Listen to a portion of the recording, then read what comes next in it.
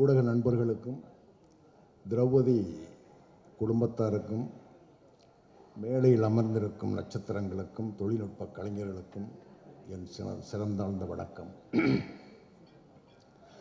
என்னுடைய குற்றப்பரம்பரை நாவலில் என்னுடைய முன்னுரை வெகு நாளாய் தீ வளர்த்தது தான் டைட்டில். குற்றப்பரம்பரை நாவலோட முன்னுரைக்கு வெகு நாளாய் தீ வளர்த்தேன் டைட்டில். எனக்குள்ள சில வருஷங்களா மோகன்ஜின்னு ஒரு இயக்குனர் தமிழுக்குள்ளே வந்ததுலேருந்து அப்படியே எனக்குள்ள அப்படியே தீ வளர்ந்துக்கிட்டே இருந்துச்சு, எரிஞ்சுக்கிட்டே இருந்துச்சு. இவர் படத்தில் எப்படா நடிக்க போகிறோம் அப்படின்னு வந்துச்சு ஒரு வாய்ப்பு. ருத்ரதாண்டவம் வந்து எல்லாம் போகிறோம். தேனியில் ஒரு பெரிய செட்டு. நான் ஒரு யுத்தக்கலை வல்லுநராக வர்றது. அந்த பகுதியில் இருக்கிற எல்லா வாலிபர்களுக்கும் இளைஞர்களுக்கும் வந்து யுத்த கலைகளை சொல்லிக் கொடுக்குற ஒரு ஆசிரியர் நான். அப்படி ஒரு பெரிய கேரக்டர். என்னென்னா வரும் அழைப்பு வரும் வெயிட் பண்ணால் வரவே இல்லை. என்ன காரணம்னா கொரோனா டைம். இவ்வளோ பேரையும் அத்தனை ஆர்டிஸ்டுகளையும் கொண்டாந்து தேனியில் அவ்வளோ பெரிய செட்டை போட்டு 200-300 ஆட்களை இறக்க அனுமதி இல்லை. அந்த படம் நான் பண்ண முடியாமல் போச்சு. அந்த தீ அப்படி வளர்ந்துக்கிட்டே இருக்கு. திடீர்னு ஒரு ஃபோன் வந்தது. முருகன் பண்ணார், மேனேஜர் முருகன் பண்ணார். ஆஹா அப்படின்னு அந்த தீயின் நாவுகளுக்கு கிடைத்த இந்த இறையை சுழட்டி சாப்பிட்டேன். என்ன பாம்பேயில் 2 நாள் தான் நான் பண்ணியிருக்கேன். ராஜநாராயண சம்புவராயர்னு ஒரு கேரக்டரு. நான் சினிமாவுக்கு நடிக்க வந்து ஒரு 13 வருஷம் ஆகுது. இத்தனை ஆண்டுகளில் நான் பண்ணுற முதல் சரித்திர படம் இது. முதல் சரித்திர படம் அது மோகன்ஜியோட படம். போனால் பாம்பேக்கு போனால் பார்த்தா, அதாவது வீரம் இருக்கு இல்லையா, வீரம் வந்து ஒரு மனுஷன்ட்ட இந்த காலத்தில் இப்போ ஒரு 5 நிமிஷம் இருக்கும். 5 நிமிஷம் இருக்கிறதே பெருசு. 1 மணி நேரம் இருக்கும், ஒரு நாள் இருக்கும். ஏன்னா ஒரு மனுஷனுடைய முழு வாழ்க்கையும் முழு அத்தனை கணங்களும் ஒரு வீரனாவே வீரத்தோட வாழ்றது பார்த்தீங்களா, அது வந்து மோகன்ஜியால தான் முடியும். அந்த முகத்தை பாருங்க, சிரிக்குதில்லை, கோவப்படுதில்லை, எந்த உணர்ச்சியும் வெளிக்காட்டுதில்லை. அப்படியே என்ன தாகம், எவ்வளவு தேடல், என்ன உழைப்பு. அவர் எதை சொல்றது? அவருடைய உழைப்பை சொல்றதா? இன்னொன்று, அது இன்னைக்கு தகிச்சுக்கிட்டு இருக்கு தமிழ்நாடு. இந்திய கண்டமே வந்து தகிச்சுக்கிட்டு இருக்கிற, அரசியல் தகிச்சுக்கிட்டு இருக்கிற ஒரு நேரம். இப்படிப்பட்ட ஒரு நேரத்தில் என்ன துணிச்சல் இருந்தா, எவ்வளவு தைரியம் இருந்தா இப்படி ஒரு படத்தை, இப்படி ஒரு வரலாற்று படத்தை, ஒரு சரித்திர வரலாற்றை படமாக எடுத்து, என்ன துணிச்சல அத்தனையும் வந்த அவர் படம் இயக்குனராக சினிமாவுக்குள்ள வந்ததுலேருந்து எத்தனை அம்புகள், எத்தனை குண்டுகள் ஒரு நெஞ்சில், எத்தனை பீரங்கி தாக்குதல்கள், எல்லாத்தையும் தூக்கி எரிஞ்சு. அப்போ கூட நோகவும் இல்லை, கோவப்படவும் இல்லை. ஆச்சரியமாக இருந்தது அவர் பார்க்க. அப்படிப்பட்ட ஒரு இன்னும் என்னென்னா, சும்மா எல்லாரும் சரித்திரப்படம் கை வச்சிட முடியாது. எல்லாரும் சரித்திரப்படம் கை வச்சிட முடியாது. எனக்கு ஒரு ஆசை இருக்கத்தான் செய்யுது. நான் பிறந்த ராமநாதபுரத்து சேதுபதி சமஸ்தானத்தை பற்றி ஒரு பெரிய ஒரு வரலாற்று சரித்திர படத்தை எழுதணும்னு எழுதவே தயங்கிட்டு இருக்கிற போது ஒரு வந்து எடுக்கிறாரு பாருங்க. அதுவும் எழுத்தாளர் 6 அண்ணல் இருக்கார் இல்லையா, அவர் எனக்கு 30 வருஷம் நண்பர். அவருடைய பல வருட ஆய்வுக்கு பின்னாடி இதை தேடுறாரு. வீர வல்லாள தேவ சம்புவராயர் அவருடைய வரலாற்றை அவர் எழுதுறாரு. அது இவர் கைக்கு வருது. அண்ணல் சொன்னார், எத்தனையோ பேர் இந்த இவர்கிட்ட வந்து கேட்டு எத்தனையோ இயக்குநர்கள் போனாங்களாம், எடுக்கணும் ஆசையில் வந்தாங்களாம், பார்த்தாங்களாம், போயிட்டாங்களாம். ஆனால் மோகன் கையில் கிடைச்சி என் கனவெல்லாம் அப்படியே கொண்டாந்து கண் முன்னாடி நிறுத்திட்டான் என் தம்பி அப்படின்னு. இன்னொன்று நான் இன்னொன்று நான் ஒரு ரைட்டராக இருக்கிறனால எந்த படத்துக்கு போனோம் இந்த டயலாக் பேப்பர் வந்தோடனே என்னடா அப்படின்னு பார்ப்பேன். ஒரு ரெப்படிஷன் இருக்கக்கூடாது, ஒரு மாதிரியா ஏதாவது நேரிடும், ஆனாலும் வெளியே சொல்ல மாட்டேன். ஆனால் இந்த படத்தில் இந்த கேரக்டருக்கு எனக்கு வந்தது பக்கம் பக்கமாக வசனம். 14ஆம் நூற்றாண்டு கதை, 14ஆம் நூற்றாண்டு கதை. அந்த தமிழ் வேணும். அந்த தமிழும் என்ன பார்வையாளனையும் நெருக்கிடக்கூடாது, நடிகனையும் நெருக்கிடக்கூடாது. அப்படிப்பட்ட ஒரு அழகான ஒரு அற்புதமான தமிழில் படிச்சுட்டு பேச பேச பேச பேச வாயில் சந்தனமாக மணக்குது. அப்படிப்பட்ட ஒரு வசனத்தை அவங்க மேடம், உங்களை தான் மேடம், நீங்கள் தானே எழுதுனது டயலாகு. யார் டயலாகு? ஓ ஏன்னா அப்படிப்பட்ட ஒரு வசனம். அது மட்டும் இல்லை, கேமராமேன், டிஓபி, ஆர்ட் டைரக்ஷன். பாம்பேயில் ஷூட் நடக்குது. பாம்பேலேருந்து ஒரு 35-40 கிலோமீட்டர் அந்த ஸ்டுடியோ. போனால் பாருங்கள், ராமோஜி ஃபிலிம் சிட்டியில் அத்தனையும் படங்கள் நடிச்சிருக்கேன். நம்ம இப்படி இருக்கு உள்ளே போனால் நம்ம பார்வைக்கு நடிக்கிறவதெல்லாம் பெருசாக தெரியலைங்க. அந்த செட்டு, அந்த இதெல்லாம் அவ்வளோ நடிக்கிறவங்க எங்களுக்கு தெரியல. பாருங்கள், விஷுவலாக எல்லாம் என்ன எத்தனை வித்தையை வச்சிருக்காரு இந்த மோகன். இது அனைத்தும் ஆர்ட் டைரக்ஷன்லேருந்து ஜிப்ரான் மியூசிக்கை கொளுத்திட்டீங்க நீங்கள். 2026 முக்கியமான படத்தை முக்கியமாக நம்ம ஸ்கோர் எடுத்துருக்கீங்க. இன்னொன்று தயாரிப்பாளர் சோழ சக்கரவர்த்தி, எங்கள் ஊருக்காரர் தான். அவருக்கு முதல் படங்க செட்டில் பார்த்தா அவரோட ஃபேமிலியோட ஒரு ப்ரொடியூசராக கிடைக்கல. வழியே போய் சொன்னாங்க, இவர் தான் ப்ரொடியூசர்னு சொன்னாங்க. அவர் இருந்தார். இல்லை, முதல் படம் அடிச்சாரு பாருங்க, சிக்ஸரு. ஒரு சிக்ஸர் இல்லை, 2-3 சிக்ஸர் அடிச்சது.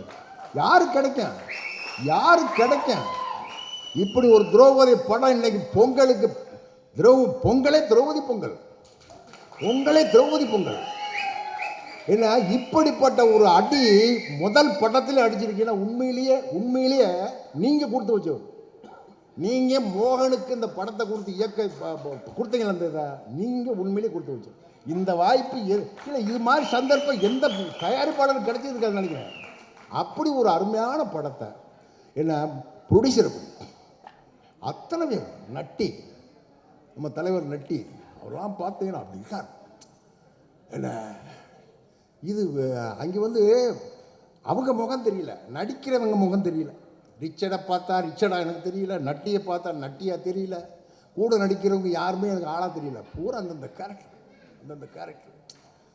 ஏன்னா நம்ம கற்பனையில் 1000 இருக்குது. நம்ம ஒரு ரைட்டராக அந்த வரலாறுகளை, அந்த ராஜசபையை அப்படி எத்தனையோ விஷயங்கள் நம்ம கற்பனை பண்ணுறாள். நான் நேரம் பார்த்ததில்லை, பாம்பேயில் பார்த்தேன். அப்படி ஒரு அருமையான அற்புதமான படத்தை. இன்னொன்று, இன்னொரு முக்கியமான விஷயத்தை நான் இங்கே பதிவு பண்ணுறேன்.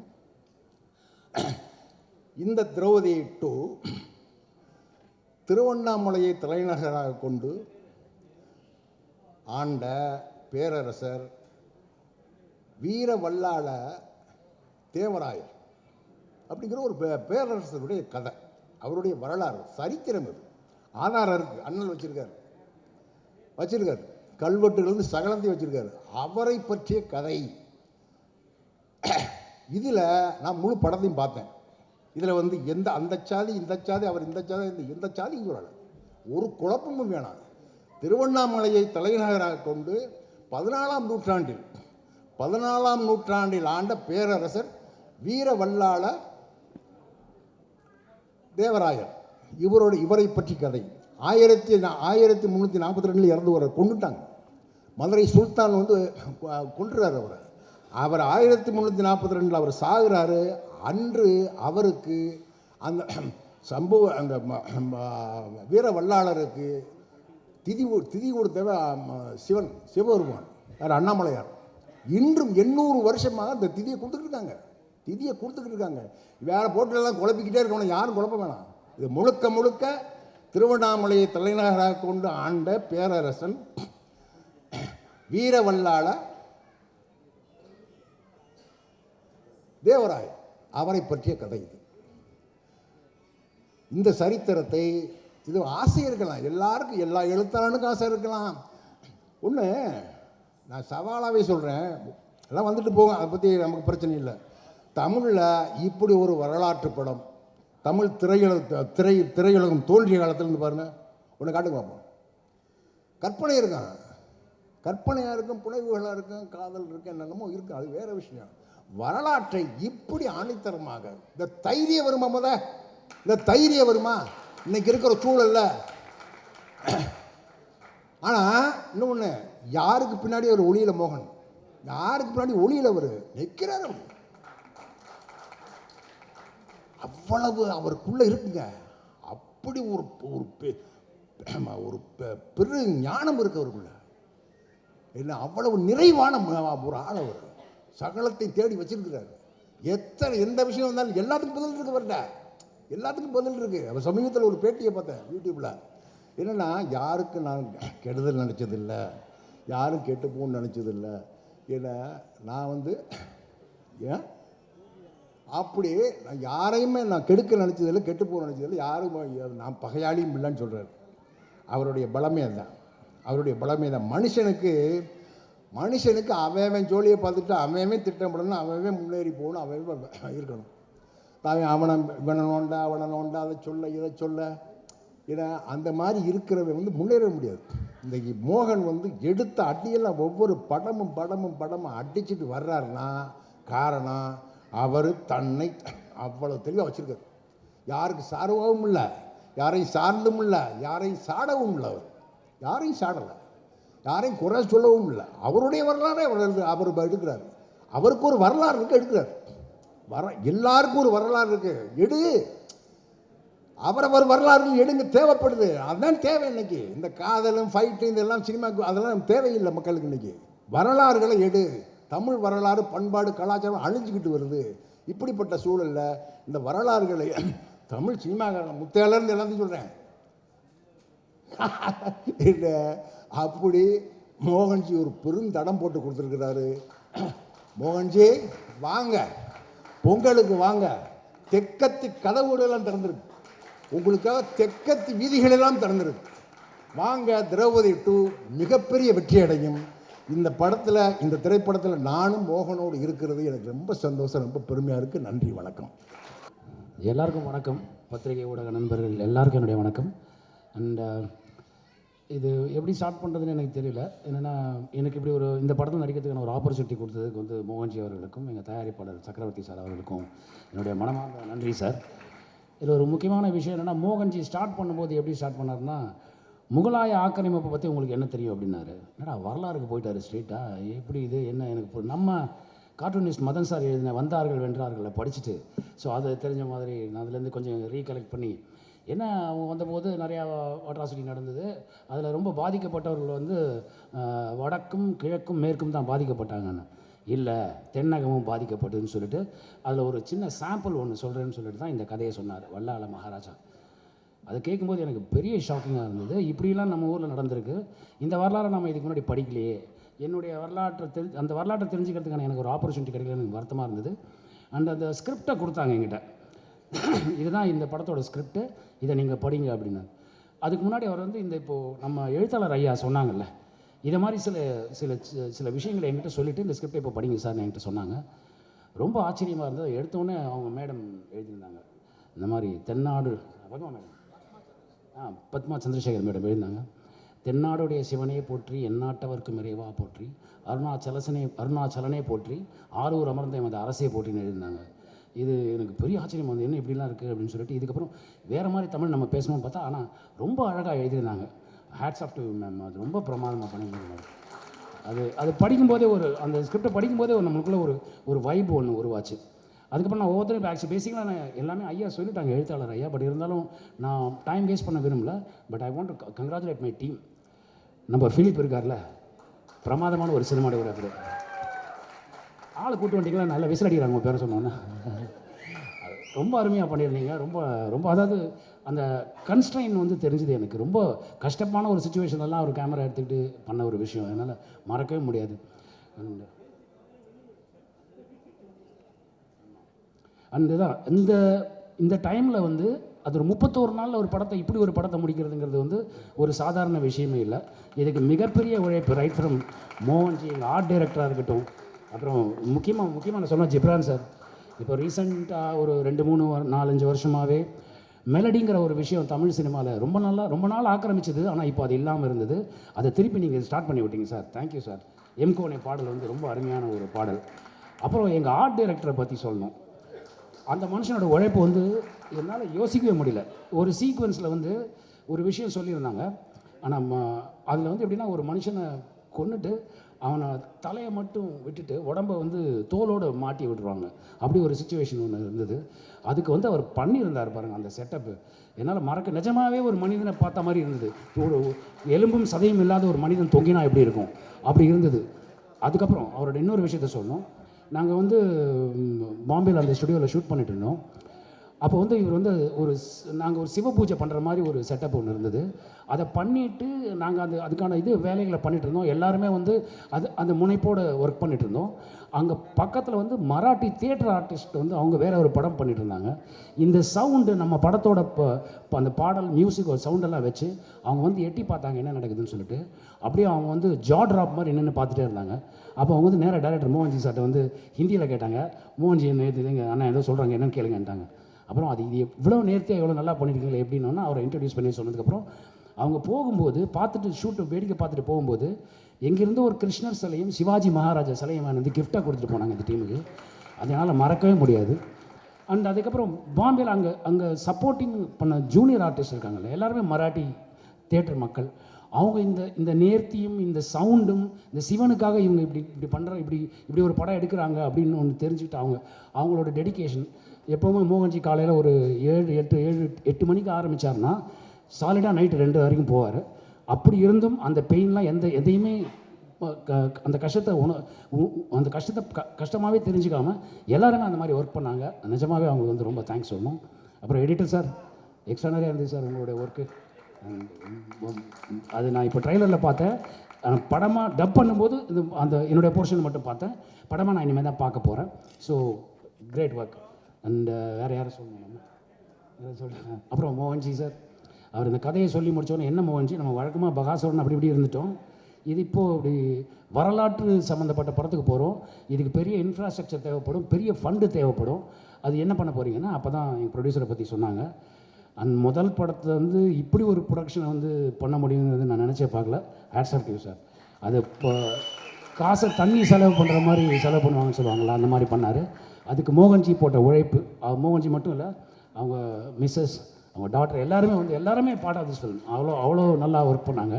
அண்டு ரிச்சி அவர் வந்து என்னுடைய ரொம்ப நீண்ட கால நண்பர். முதல் படம் நாங்கள் 2 பேரும் தான் சேர்ந்து பண்ணோம்.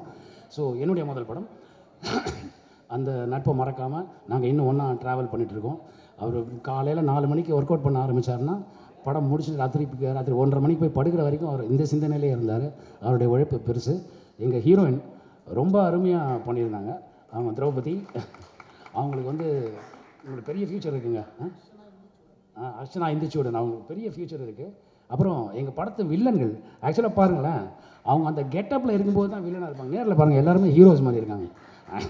ரெண்டாவது அவர் நீங்கள் முறைப்படுத்தி தமிழில் பேசுனீங்க sir. Great, that's really great. அது ரொம்ப நேரமாக பாராட்டப்பட வேண்டியது. நம்ம நண்பர்கள் பரணி, எங்கள் ஐயா வேலராமூர்த்தி அண்ணன், அவரோட முதல் படம் நான் தான் எங்கூட தான் பண்ணாங்க. அது என்னால் மறக்கவே முடியாது. அண்ட் மிலிட்ரி ராஜநாராயணன் மாதிரியே இருந்தார். அவர் இந்த வயசில் அவரோட ஒரு மனித இரும்பை பார்த்தீங்கன்னா அது அவர் தான். அப்படி இருப்பார். பிரமாதமாக இருந்தது. ஒவ்வொரு நண்பரும் கூட ஒர்க் பண்ணவங்க.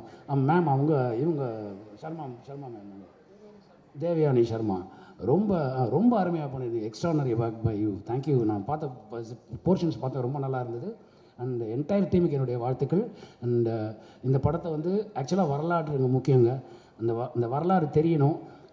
நமக்கு தெரிஞ்சது எல்லாமே வந்து வட இந்திய வரலாறு நமக்கு நிறையா தெரியுது. ஆனால் தென்னிந்தியாவோட வரலாறு தெரிய மாட்டேங்குது. அந்த வரலாறுலாம் தெரிய வைக்கிற மாதிரி இந்த மாதிரியான கதைகள் வரதை எல்லோரும் அப்ரிஷியேட் பண்ணுங்கள். அதுக்கு உங்களோட எல்லா சப்போர்ட்டும் பண்ணுங்கள். Thank you so much. Thanks. Check. மேடையில் இருக்கிற எல்லா பெரியவங்களுக்கும் ப்ரெஸ் அண்ட் மீடியா சேனல்ஸ்க்கும் அனைவருக்கும் வணக்கம். நான் ரக்ஷனா இந்துச்சூடன். முதல்ல கடவுளுக்கு ஒரு பெரிய நன்றி. என்னை சப்போர்ட் பண்ண என்னோடய ஃபேமிலி அண்ட் ஃப்ரெண்ட்ஸுக்கும் ரொம்ப ரொம்ப நன்றி.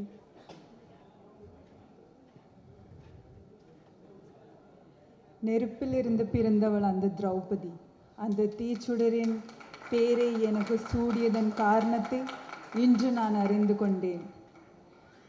மோகன் சார் எனக்கு திரௌபதி தேவியா திரௌபதி 2ல் அந்த பேரை எனக்கு சூடியதன் காரணத்தை இன்று நான் அறிந்து கொண்டேன். ஏன்னா அவ்வளோ ஸ்ட்ராங் அண்ட் பவர்ஃபுல்லான கேரக்டர். இந்த கதை வந்து 14th centuryயில் எழுதப்பட்டிருக்கிற ஒரு கதை. அந்த டைம் வந்து பேட்ரியார்கல் சொசைட்டி. அந்த பேட்ரியார்கல் சொசைட்டியில் இந்த மாதிரியான ஒரு ஃபீமேல் கேரக்டர் எழுதப்பட்டிருக்குன்னு நான் கேட்கும்போது எனக்கு ரொம்ப புதுசாகவும் ரொம்ப சந்தோஷமாகவும் இருந்தது. அண்ட் எனக்கு என்னை நம்பி எனக்கு திரௌபதி தேவி கொடுத்த மோகன் சாருக்கு ரொம்ப ரொம்ப நன்றி. இந்த கேரக்டருக்குள்ளே எனக்கு வர்றதுக்கு ரொம்ப கஷ்டமாக தான் இருந்துச்சு. அதே மாதிரி இந்த கேரக்டர் விட்டு வெளியே போகிறதும் எனக்கு ரொம்ப கஷ்டமாக தான் இருந்துச்சு. ஸோ நான் இந்த கேரக்டருக்கு எவ்வளோ ஜஸ்டிஸ் பண்ண முடியுமோ நான் பண்ணியிருக்கேன்னு நான் நம்புகிறேன். நீங்கள் எல்லோரும் பார்த்துட்டு தான் மற்றபடி சொல்லணும். மோகன் சாரை பற்றி நான் கடைசியாக சொல்கிறேன். ஏன்னா அவர் தானே விளக்கு, கடைசியில் பற்ற வைக்கலாம். I would like to thank the producers of this movie, producer Chola Chakravarti sir and Netaji Productions. எனக்கு இந்த வாய்ப்பு கொடுத்ததுக்கு ரொம்ப ரொம்ப நன்றி சார். அண்ட் காடவரையரே Richard Rishi sir, my co actor. நான் ஃபர்ஸ்ட் டைம் சார் ஆஃபீஸில் பார்க்கும்போது சத்தியமாக ரொம்ப வருஷமாக தெரிஞ்ச ஒரு ஃப்ரெண்டுக்கிட்ட பேசுகிற மாதிரி தான் இருந்துச்சு. அவ்வளோ கம்ஃபர்ட் அண்ட் கேர் எனக்கு கொடுத்ததுக்கு ரொம்ப ரொம்ப நன்றி. அண்ட் செட்டில் எப்போவுமே ரொம்ப சார்மிங், காம் அண்ட் கம்போஸ்டாக தான் இருப்பாங்க. அண்ட் படத்துலேயும் ட்ரெய்லர்லேயும் உங்களுக்கு பார்க்க முடியும் அவங்களோட எஃபர்ட் எவ்வளோ அவங்க போட்டிருக்குன்னு. I really admire that. So thank you so much. And of course அவர் டிஓபி ஃபிலிப் சுந்தர் சார். சத்தியமாக நான் அவரோட வாய்ஸே ஷூட் டைமில் நான் கேட்டதே இல்லை. அவங்க பேசுவாங்க, ஆனால் அவங்களோட வாய்ஸே நான் கேட்டதில்லை. என்கிட்ட வந்து ஏதோ சொல்லும்போதும் நான் வந்து ஓகே அவங்க வாய்ஸ் எப்படி இருக்கும்னு எனக்கு தெரியாது. ஷூட் டைமில் ஃபுல் ஷூட் முடிச்சுட்டு தான் நான் அவங்கக்கிட்ட பேசும்போது எனக்கு தெரியும் இதுதான் இவங்களோட வாய்ஸ்ன்னு. நான் சாரை போய் காம் அண்ட் கம்போஸ்ன்னு சொன்னேன். அவங்க தான் ரொம்ப அதை விட ரொம்ப காம் அண்ட் கம்போஸ்டான ஒரு ஆள். அண்ட் கிளியர்லி பேச்சில் இல்லை, விஷனில் தான் இருக்குது. அவங்க ஃப்ரேம்ஸ் பார்த்தாலே தெரியும். Thank you so much sir for those beautiful visuals. Thank you so much. And and I would like to thank the editor Devaraj sir. இங்கே இருக்காங்களா? எங்கேன்னு தெரியாது. Okay, thank you so much sir. அவங்களும் செட்டில் நான் அவங்கள எடிட்டில் இல்லாமல் நான் அவரை தனியாக சும்மா நிற்கிறது நான் பார்த்ததே இல்லை. அவ்வளோ ஹார்ட் ஒர்க்கிங்கான பர்சன். அவங்க அவ்வளோ ஹார்ட் ஒர்க் பண்ணியிருக்காங்க இந்த படத்துக்காக. Thank you so much. And Ghibran sir, my favourite song எம்கோனே வந்து நீங்கள் அவ்வளோ அழகாக கம்போஸ் பண்ணியிருக்கீங்க. அந்த லிரிக்ஸாக இருந்தாலும் எல்லாமே எல்லாருக்குள்ளே ஒரு ஆழமாக அது போய் தட்டுது எங்கேயோ. அண்ட் கண்டிப்பாக படத்தில் நீங்கள் தெரிக்க விட்டுருக்கீங்கன்னு எங்களுக்கு தெரியும். Thank you so much sir. எனக்கு இந்த படத்தில் ஒர்க் பண்ண மற்ற எல்லா கோ ஆக்டர்ஸுக்கும் ரொம்ப ரொம்ப நன்றி. ஏன்னா அவங்க வந்து சில பேர் வந்து மும்பையில் நம்ம லாங்குவேஜே தெரியாமல் வந்து அவ்வளோ கலெக்டிவ் கொலாபரேஷனில் வந்து பண்ணியிருக்காங்க. So thank you all for your efforts. And I would like to thank the entire crew and technicians of this movie. ஏன்னா அவங்க இல்லைன்னா இந்த படமே இல்லை. Starting from art department, light department, camera department, makeup department, costume, Preeti. Thank you so much. I would like to also thank all the assistant directors.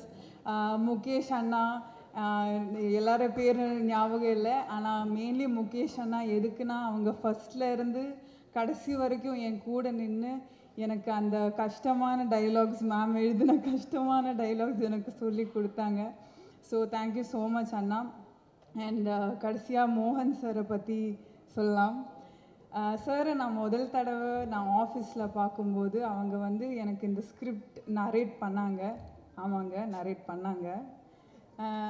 அதுக்கப்புறம் அவர் வந்து என்கிட்ட ஃபஸ்ட்டாக சொன்ன விஷயம் என்னென்னா, நீங்கள் எப்படி இருக்கீங்களோ அப்படியே வாங்க, முடிஞ்ச ஒரு 2, 3, 5 கிலோ அதிகமாக போட்டுட்டு வாங்கன்னு சொன்னாங்க. நான் வந்து முதல் தடவை ஒரு டைரக்டர் என்கிட்ட இப்படி வந்து சொல்கிறாங்க.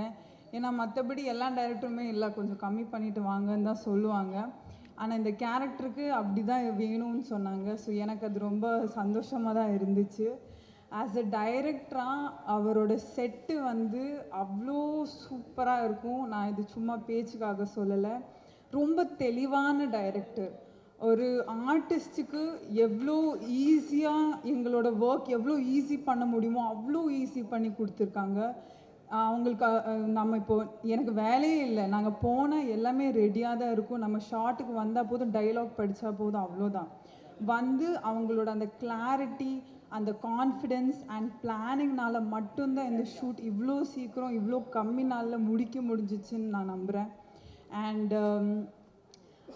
Also more than a director, he is a very big wellwisher. அவங்களோட ஃபேமிலியும் எனக்கு ஒரு நல்ல ஒரு வெல்விஷர். ஸோ நான் இந்த கான்ட்ரவர்சி வந்ததும் நான் சாருக்கு ஃபோன் அடிச்சுட்டு, என்ன சார் இப்படி சொல்கிறாங்க, எனக்கு சத்தியமாக புரியல ஏன் சார் இப்படி சொன்னாங்கன்னு கேட்கும்போது, அவர்கிட்ட இருந்து நான் கற்றுக்கின ஒரு பெரிய விஷயம் என்னென்னா, நம்மளை பற்றி இந்த மாதிரி ரூமர்ஸ், காசிப்ஸ் இல்லைனா விமர்சனம் வந்துட்டே இருக்குங்க, அதெல்லாம் நாங்கள் தாண்டி கடந்து வந்துடணும் ஒரு இடத்துக்குன்னு சொன்னாங்க. அப்போ நான் யோசித்தேன், அந்த தாண்டி கடந்து வர ஒரு ப்ராசஸ் இருக்குல்ல, அந்த ப்ராசஸில் அவரை யாரையும் ஹர்ட் பண்ணாமல், டீஃபேம் பண்ணாமல், கீழே போடாமல் இன்றைக்கி அவங்க வந்து நிற்கிறாங்கன்னா, அவங்க எல்லா ஆர்டிஸ்ட்டும், இங்கே ஒர்க் பண்ணியிருக்க எல்லா ஆர்டிஸ்ட்டுக்கும் தெரியும், எல்லா ஆர்ட் ஃபார்ம்ஸையும் அவ்வளோ ரெஸ்பெக்ட் பண்ணுற ஒருத்தர். அவங்க கொடுத்த அந்த ரெஸ்பெக்டும் கம்ஃபர்டபிலிட்டினால் மட்டும்தான் எங்களால் அவங்க கூட இவ்வளோ ஈஸியாக ஒர்க் பண்ண முடிஞ்சுது. And also I would like to thank him once again for giving me this opportunity. இன்னைக்கு அவர் எல்லாமே கடந்து வந்து பொங்கல் ரிலீஸுக்கு வரோம், திரௌபதி 2. பொங்கலுக்கு நம்ம தமிழ் வரலாறை பற்றி ஒரு படம் வருதுங்க, திரௌபதி 2. எல்லாரும் ஃபேமிலி கூட வந்து Jan 15th வந்து தியேட்டரில் பாருங்கள். எங்களை எல்லாரையும் சப்போர்ட் பண்ணுங்கள். நன்றி, வணக்கம், தேங்க்யூ. ஏன்னா இது வந்து எனக்கு முதல் படம் மாதிரி தான் இருந்தது. நான் 5வது படம் எனக்கு. ஸ்டில் ஒரு பீரியட் ஃபிலிம் பண்ணுறோம் அப்படின்றதால எனக்கு வந்து இது எல்லாமே புதுசு. நம்ம கற்பனையில் தான் இது எல்லாமே இருந்தது. புத்தகத்தில் படித்த அண்ணன் புத்தகத்தில், அப்புறம் அவரை பற்றி நிறைய ரிசர்ச் பண்ணேன். நான் சொல்கிறேன், இந்த படம் பண்ணுறதுக்கு காரணமே தான் சொல்கிறேன். பட் இப்படி இவங்களோட மேன் பவர் என் கூட சப்போர்ட்டிவாக இல்லைன்னா, நான் என்ன தான் பேப்பரில் கொண்டு வந்திருந்தாலும் அதை இவங்க வந்து சேர்த்தாங்க. இவங்க இங்கே நிப்பாட்ட வேண்டிய இன்னும் ஆர்ட் டிபார்ட்மெண்ட் அசிஸ்டன்ஸ் இருக்காங்க, ஃபோட்டோ ஃபிளட் டீம் இருக்காங்க, க்ரியேட் டிபார்ட்மெண்ட் டீம் இருக்காங்க. இவங்கெல்லாம் என் கூட முதல் படத்துலேருந்து வேலை செய்கிறாங்க.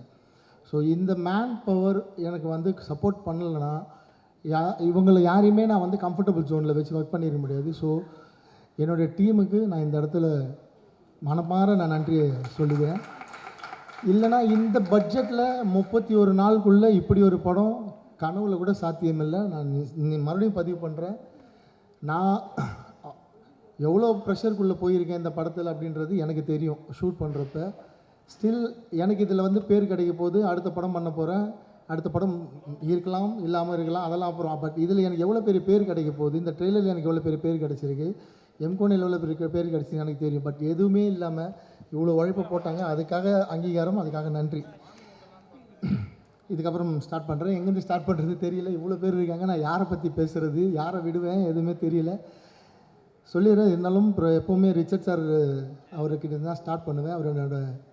அவர் இல்லைன்னா திரௌபதி 2 கண்டிப்பாக ஒர்க் ஆகிருக்காது. ஏன்னா முதல்ல இப்படி ஒரு படம் பண்ணணும், இவ்வளோ பெரிய விஷயத்தை பண்ண போகிறோம், களத்தில் போய் எங்கெங்கே போய் லொக்கேஷன் தேட போகிறோம், யார்கிட்ட போய் நிற்க போகிறோம், எதுவுமே தெரியாது. அவர்கிட்ட போய் சொன்னேன், சார் இப்படி ஒரு விஷயம் இருக்குது, நம்ம பண்ணலாம், அது வந்து திரௌபதி 2 மாறும்.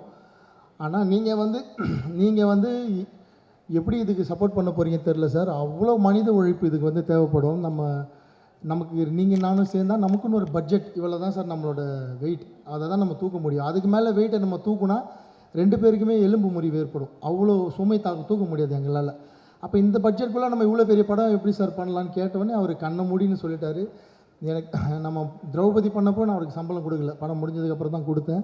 இதுலேயும் சொல்லிட்டார், வழக்கம் போல் நான் சம்பளம் வேணாம், நீங்களும் அதே மாதிரி போய் ப்ரொடியூசர்கிட்ட சொல்லிவிட்டு ஒரு ப்ரொடியூசரை பிடிச்சிட்டு வாங்க ஃபஸ்ட்டு, நம்ம வந்து ஷூட் போயிடலாம் அப்படின்னு சொல்லிட்டாரு. அந்த வார்த்தை தான் இந்த படம் ஆரம்பிக்கிறதுக்கு முதல் புள்ளி. அதை இப்போ வரைக்கும் சொல்கிறேன், அவர் இன்னும் ₹1 சம்பளம் வாங்கலை இந்த படத்தில்.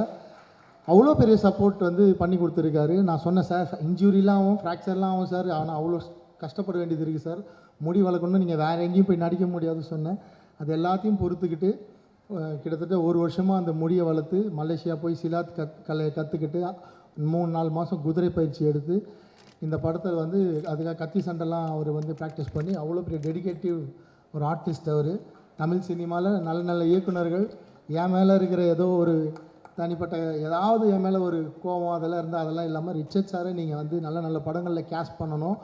இந்த மாதிரி ஒரு ஹீரோ நிச்சயமாக கிடைக்க மாட்டார். அவ்வளோ டவுன் டு எர்த் அண்ட் அவ்வளோ ஆக்டிவான ஒரு ஹீரோ. 16 ஹவர்ஸ் ஒரு நாளைக்கு ஒர்க் பண்ணுறதுக்கு இன்றைக்கி எத்தனை ஹீரோ இருக்காங்க தெரில, அவர் இருக்கார் ரெடியாக. ஸோ 2வது ப்ரொடியூசர் சார், அவர் இல்லைனாலும் இந்த படம் வந்து வாய்ப்பு இல்லை. ஏன்னா நாங்கள் 2 பேர் சேர்ந்து ஒரு பீரியட் ஃபிலிம் பண்ணுறோன்னு நான் கிட்டத்தட்ட ஒரு 6-7 ப்ரொடியூசர்கிட்ட சொல்லியிருக்கேன். எல்லாருமே வந்து என்ன சொல்லுவாங்கன்னா, சரி பண்ணலாம், ஆனால் ஹீரோ மட்டும் மாற்றிக்கலாமா அப்படின்னா, சார் நாங்கள் 2 பேர் சேர்ந்தால் தான் இந்த படம், இல்லைனா எனக்கு செட் ஆகாது சார், நான் திரௌபதி 2ன்னு இதுக்கு வந்து பண்ண போகிறேன். ஏன்னா அந்த படத்தில் ஒரு கனெக்டோடு தான் இந்த படம் வந்து சேரும், அவங்க இருந்தால் தான் பண்ண முடியும். நான் ப்ரொடியூசர் சில அவாய்ட் பண்ணியிருக்கேன். அப்புறம் ஒரு நாள் எனக்கு ப்ரொடியூசர் சைட்லேருந்து ஒரு கால் வந்தது, இவங்க புது படம் பண்ணுறாங்க, உங்ககிட்ட ஏதாவது உங்களை பார்க்கணுன்னு நினைக்கிறாங்கன்னா போய் சார் ஆஃபீஸில் பார்த்தேன். சாருக்கு ஒரு ஆசை இருந்தது என் கூட படம் பண்ணணுன்னா, அவர் ஒரு லைன் சொன்னார், இந்த மாதிரி ஒரு லைன் இருக்குது சார், நீங்கள் டேரக்ட் பண்ணி தருவீங்களா அப்படின்னு கேட்டார். அப்போ சொன்னேன், இல்லை சார், நாங்கள் ஆல்ரெடி ஒரு ஸ்கிரிப்டை பண்ணி 1 வருஷமாக ஒர்க் பண்ணி ஸ்க்ரீன் ப்ளே பண்ணி ப்ரீ ப்ரொடக்ஷன் வரைக்கும் முடிச்சிட்டேன் சார், நான் ஸ்கிரிப்ட் வேணால் தரேன் அப்படி சொன்னேன். சரி எனக்கு அந்த கதை சொல்வீங்களான்னு கேட்டார். ஏன்னா அவர் ஃபஸ்ட்டு படம் ப்ரொடியூசர்ன்றதால யூஸ்வலாக 4 படம் டேரக்ட் பண்ணிட்டா கதைலாம் சொல்ல மாட்டாங்க.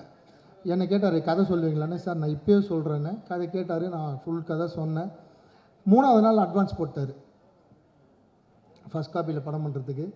என்னால் நம்பவே முடியல, யாராவது ஸ்பூஃப் பண்ணுறாங்களா இல்லை ஏமாத்துறாங்களா அப்படின்னு. நிஜமாலே கதை கேட்ட 3வது நாள் இந்த படத்தை எனக்கு கமிட் பண்ணிட்டார். அங்கே ஆரம்பிச்சது நான் சொன்ன வார்த்தையை அவர்கிட்ட காப்பாற்றுறேன். என்னென்னா, நான் சொன்ன பட்ஜெட்டில் முடிக்க முடியல, கொஞ்சம் பட்ஜெட் எக்ஸ்டெண்ட் ஆகிடுச்சு, அதுக்கு நான் சார்கிட்ட இங்கே மன்னிப்பு கேட்டுக்கிறேன். நான் சொன்னதை விட பட்ஜெட் வந்து ரொம்ப கூட தான் போயிருக்கு. அவருக்கு ரொம்ப மன தைரியம், இவ்வளோ பெரிய பட்ஜெட் இந்த படத்துக்கு பண்ணி இந்த மாதிரி ஒரு ஆடியோ லான்ச்சு. தமிழ் சினிமாவிலே முதல் தயாரிப்பாளர், தொடர்ந்து 2 நாட்கள் தினத்தந்தி பேப்பரில் முழு விளம்பரம் கொடுத்தாரு. அது வந்து அதனால தான் அவர் ரொம்ப எமோஷன் ஆகிட்டார். அதை வந்து பத்திரிகையாளராக ஒரு ஃபஸ்ட் டைம்ன்றதால நிச்சயமாக இதெல்லாமே புரிஞ்சுப்பார். அதை ரொம்ப பெரிய விஷயமாக்காமல் எடுத்துக்கோங்க. ஏனாலும் தினத்தந்தி பத்திரிகை மனமாற நன்றி சொல்லிக்கிறேன். ஏன்னா அவ்வளோ பெரிய கவரேஜ் 2 நாளில் அதை பற்றி எல்லாருமே பேசினாங்க, இண்டஸ்ட்ரியில் ரொம்ப பெருசாக பேசினாங்க. ஸோ தயாரிப்பாளருக்கு இந்த இடத்துல மனமார்ந்த நன்றிகள், அவரோட குடும்பத்திற்கும் ரொம்ப மனமார்ந்த நன்றிகள். அவங்களும் அவங்களுக்கு பெரிய சப்போர்ட் சாருக்கு, அவங்க மிஸ்ஸஸும் அவங்களும் ஷூட்டிங் ஸ்பாட்டுக்கு வந்து எதுக்கு இவ்வளோ செலவெல்லாம் பண்ணுறீங்க அப்படிலாம் கேட்காம அவங்களும் இந்த படத்தை ரசித்து ஷூட்டிங் ஸ்பாட்டில் பார்த்தாங்க. ஸோ தயாரிப்பாளருக்கும் மிகப்பெரிய நன்றி. அவரோட டீம் அவ்வளோ நல்ல டீம், அவங்கெல்லாம் சேர்ந்து உழைப்பு தான் சார் இந்த படம் பண்ணார். ஸோ இந்த நேரத்தில் அவங்க டீம் இருக்காங்க, நான் அவங்களுக்கும் இந்த நன்றியை சொல்லிக்கிறேன். சார் பேசி முடிச்சிடுறேன் சார்.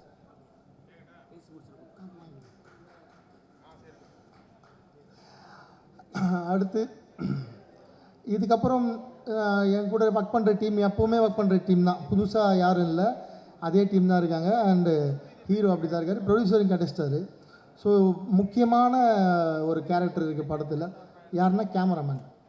என்னென்னா, நான் ரொம்ப ராவாக ரொம்ப டார்க்காக படம் எடுக்கிற டைரக்டர். ஸோ எனக்கு இந்த படம் வந்து அப்படி ப்ரெசென்ட் பண்ண விருப்பம் இல்லை. ஏன்னா யூஸ்வலாக பீரியட் ஃபிலிம்னால் அப்படி தான் இருக்கும். பட் நான் கொஞ்சம் இந்த படத்தை வந்து கலர்ஃபுல்லாக பண்ணணும் அப்படின்னு ஆசைப்பட்டேன். ஹர்காரான்னு ஒரு படம் நான் பார்த்தேன், அதில் அந்த பீரியட் ஃபிலிம் வந்து ரொம்ப பட்ஜெட்டில் அவ்வளோ குவாலிட்டியாக பண்ணியிருந்தார்.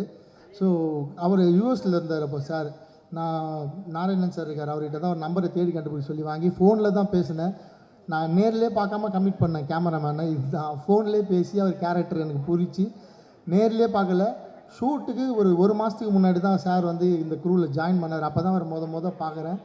வரத்துக்கு முன்னாடியே அட்வான்ஸ் போட்டேன்.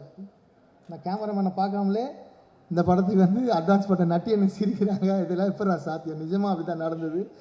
ஆனால் அவர் வந்ததுக்கப்புறம் நாங்கள் வந்து இந்த லொக்கேஷன்ஸ் எல்லாம் தேடி அவர் அதிகம் எல்லாம் பேச மாட்டார், பட் அவ்வளோ ஜீனியஸ், அவ்வளோ நாலேஜ், அவ்வளோ ஸ்பீடு. நான் 31 நாளில் உழைச்சிடலாம். நான் வந்து கீழே காஸ்டியூம் இருக்குது, ஸ்கிரிப்ட் இருக்குது, ஆர்டிஸ்ட் இருக்காங்க. பட் அதை லைட் பண்ணணும், நான் அந்த கன்சிஸ்டன்சி மெயின்டைன் பண்ணணும், அதில் ஒரு விஷயம் அவர் வந்து வாங்கணும். அவங்க ஒரு உழைப்பு கிடைச்சது தான் அந்த அப்ளாஸ். ஸோ கேமராமேன் சாருக்கு அவ்வளோ பெரிய நன்றிகள் இந்த இடத்துல. அதுக்கு ஈக்குவலான அவரெல்லாம் அதெல்லாமே அவங்க ஃப்ரெண்ட்ஸ். ஸோ அதுக்கு ஈக்குவலான ஒருத்தர் மனுஷனோட உழைப்பு இருக்குது. அவர் வந்து ஆர்ட் டைரக்டர். ஸோ என் கூட போன படம் கமல் சார் வந்து பகாசுரன் ஒர்க் பண்ணியிருந்தார். ஸோ பகாசுரனில் நாங்கள் எங்களுக்குள்ளே ஏற்பட்ட நல்ல நட்பு. இந்த படத்தில் வந்து அவர் ரொம்ப ஈஸியாக மெனக்கெடாமல் ஒர்க் பண்ணிவிட்டு ட்ரெய்லர் பார்த்துட்டு நான் தான் இந்த படத்துக்கு ஆர்ட் டைரக்டரான்னு ஃபோன் பண்ணி கேட்டார்.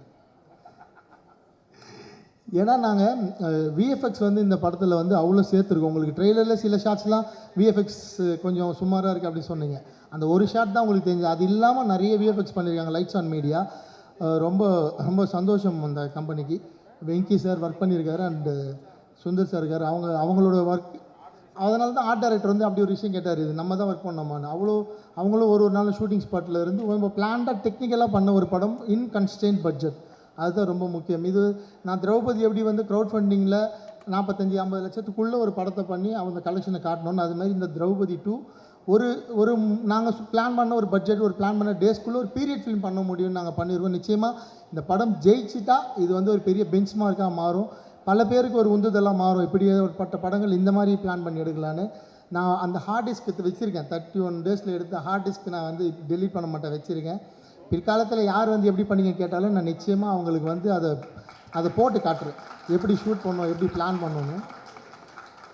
நான் இப்போ ஒவ்வொருத்தரை பற்றி பேசிட்டு இருந்தால் அது ரொம்ப லென்த்தாக போயிட்டு இருக்கும். ஸோ கடன்னு போயிடுறேன். அடுத்து ஹீரோயின், ஒரு 25 ஹீரோயின் சும்மா தேடி பார்த்துட்டு நான் நினைக்கிற மாதிரி ஒரு முகம் வேணும். திரௌபதி 1 அப்படி இருந்தாங்க அந்த ஹீரோயின். அவங்க வந்து அந்த கதாபாத்திரத்துக்கு அவ்வளோ ஃபிட்டாக இருந்தாங்க. ஸோ திரௌபதி 2க்கும் வந்து நிச்சயமாக அதை எதிர்பார்ப்பாங்க. நான் இவங்களை வந்து என்னை பார்க்க வரப்போ ஜீன்ஸ் பேண்ட் டிஷர்ட்டில் தான் வந்தாங்க. அப்படி தானே மேடம் வந்தீங்க?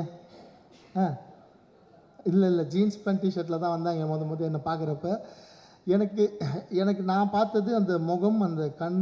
நான் திரௌபதியாக ஒரு அரசியாக ஒரு கதாபாத்திரம் எழுதுனதை நான் வந்து அவங்க முகத்தில் பார்த்தேன், அந்த சிரிப்பில் பார்த்தேன். அப்போவே சொல்லிட்டேன், நீங்கள் கன்ஃபார்மாக பண்ணுவீங்க. பட் இதில் இவ்வளோ பெரிய வரலாறு இருக்குது. நான் ஏற்கனவே திரௌபதி 1 பண்ணப்போ கொஞ்சம் அவங்க அந்த ஹீரோயினுக்கு வந்து அவங்க ஃபேமிலி லெவலில் பிரச்சனை ஆகி அவங்க என்னை எதிர்த்துலாம் பேச வேண்டியது இருந்தது. நீங்கள் இதெல்லாம் தாங்கிப்பீங்களா, இந்த பிரச்சனைலாம் வருமானா? அவங்க பயங்கரம் போல்டு, எவ்வளோ தைரியமாக சொன்னாங்க பாரு. நான் கதை நரேஷன் கேட்டுட்டு தான் படம் பண்ணேன்னு சொன்னாங்க பாருங்க. அது பதிவு என்னென்னா நாளைக்கு என்ன வேணால் நடக்குன்றதால அவங்களுக்கும் தெரியல. ஏன்னா நான் என் கூட ஒர்க் பண்ணுறவங்களெல்லாம் சுற்றி இருக்கிறவங்களாம் ஜாலியாக போய் மிரட்டிடுறாங்க, நீ ஏன் அவர் கூட ஒர்க் பண்ணுற அப்படின்னு. அதில் 2 பேர் பலியாக இருக்காங்க. அதை பற்றி சரி, அதை விட்டுறலாம், அது நமக்கு தேவையில்லாத வேலை. அவங்க நல்லா இருக்கட்டும், அவ்வளோதான். நான் அவ்வளோதான் அவங்கள சொல்கிறது. ஸோ இவங்க ரொம்ப க்யூட்டான ஹீரோயின், ரொம்ப டிமாண்ட் பண்ணாத ஹீரோயின். கூப்பிட்டா செட்டுக்கு வருவாங்க. அழகாக அவங்களுக்கு வந்து 5 லாங்குவேஜ் தெரியும். கேரளாவில் பிறந்த பெங்களூரில் வளர்ந்த ஒரு பெண். அவங்க அவ்வளோ அழகாக தமிழ் பேசுவாங்க, கொஞ்சம் தமிழ் பேசுவாங்க. 5 லாங்குவேஜ் தெரியும். ஸோ இது பண்டைய தமிழ். இந்த தமிழ் அவங்க அழகாக மனப்பாடம் பண்ணி ஷூட்டிங் ஸ்பாட்டில் பேசினாங்க. நான் படம்லாம் ரிலீஸ் ஆனதுக்கப்புறம் அவங்க பேசின ஒரிஜினல் டைலாக் வந்து நான் பிடிஎஸ்ஸாக ரிலீஸ் பண்ணுறாங்க. அவ்வளோ ரசிப்பீங்க அவங்க வந்து எப்படி ஷூட்டிங் ஸ்பாட்டில் பேசி நடித்தாங்கன்னு. ரொம்ப நல்லா வருவாங்க அந்த ஹீரோயின். பர்ஃபார்மன்ஸ் ஓரியன்ட் ஹீரோயின்ஸ் கிடைக்கிறது கஷ்டம். வேறு மாதிரி எப்படி வேணால் நடித்து பேர் வாங்கிடலாம், ஆனால் பர்ஃபார்ம் பண்ணி பேர் வாங்குறது கஷ்டம். ஸோ ரக்ஷனா இந்துச்சூடன் அந்த வரிசையில் நிச்சயமாக ஒரு முக்கிய இடம் பிடிப்பாங்க. உங்களுக்கு ஒரு வரலாறு இருக்குது தமிழ் சினிமாவில். அண்டு பரணி அண்ணன், கடகடன் போயிடுறேன் ஃபாஸ்ட்டாக. பரணி அண்ணன் ஃபஸ்ட்டு படத்துலேயே ஒர்க் பண்ண வேண்டியது, ஏதோ ஒரு காரணம் பட்ஜெட்டு அது இதுன்னு வந்து மிஸ் ஆகிடுச்சு. அங்கேருந்தே அவர் கூட 2வது படம் 3வது படம் பண்ணாச்சு. கடைசியில் 5வது படம் நான் முதல்ல ஒரு வில்லனா நடிகன்னு சொன்னேன். அவருக்கு ஒரு ஆசையை காட்டினேன். அதுக்கப்புறம் அவருக்கு அந்த லுக் டெஸ்ட் பார்த்தேன், எனக்கு திருப்தியாக இல்லை. அண்ணா இன்னொரு ரோல் இருக்குது, அது பண்ணுங்கண்ணா. அவர் கொஞ்சம் பயந்தார். நான் என் நம்பி பண்ணுங்கண்ணா, நிச்சயமாக இது வந்து நல்ல பேர் கொடுக்குன்னு. அவர் அவ்வளோ சூப்பராக பண்ணியிருக்காரு. அவர் சொல்ல போகிற டைலாக் தான் இந்த படத்தோட ஒரு ஜஸ்டிஃபிகேஷனு. அவர் எடுத்திருக்க ஒரு ரோல், அவர் ஒரு விஷயம் சொல்லுவார் படத்தில், அதுதான் இந்த படத்தில் வந்து நாங்கள் அந்த படத்தோட சொல்ல வந்த முக்கியமான விஷயம் அதுதான். ஸோ அவர் ரோல் வந்து ரொம்ப பெருசாக பேசப்படும். And Chirag Jani sir and then Dinesh Lamba sir, அவங்க 2 பேரும் இங்கிலீஷில் பேசினா தான் அவங்களுக்கு புரியும். இங்கிலீஷ் வருது, ஆனால் பழகிட்டு அவங்க கூட பேரை சொன்னாலே.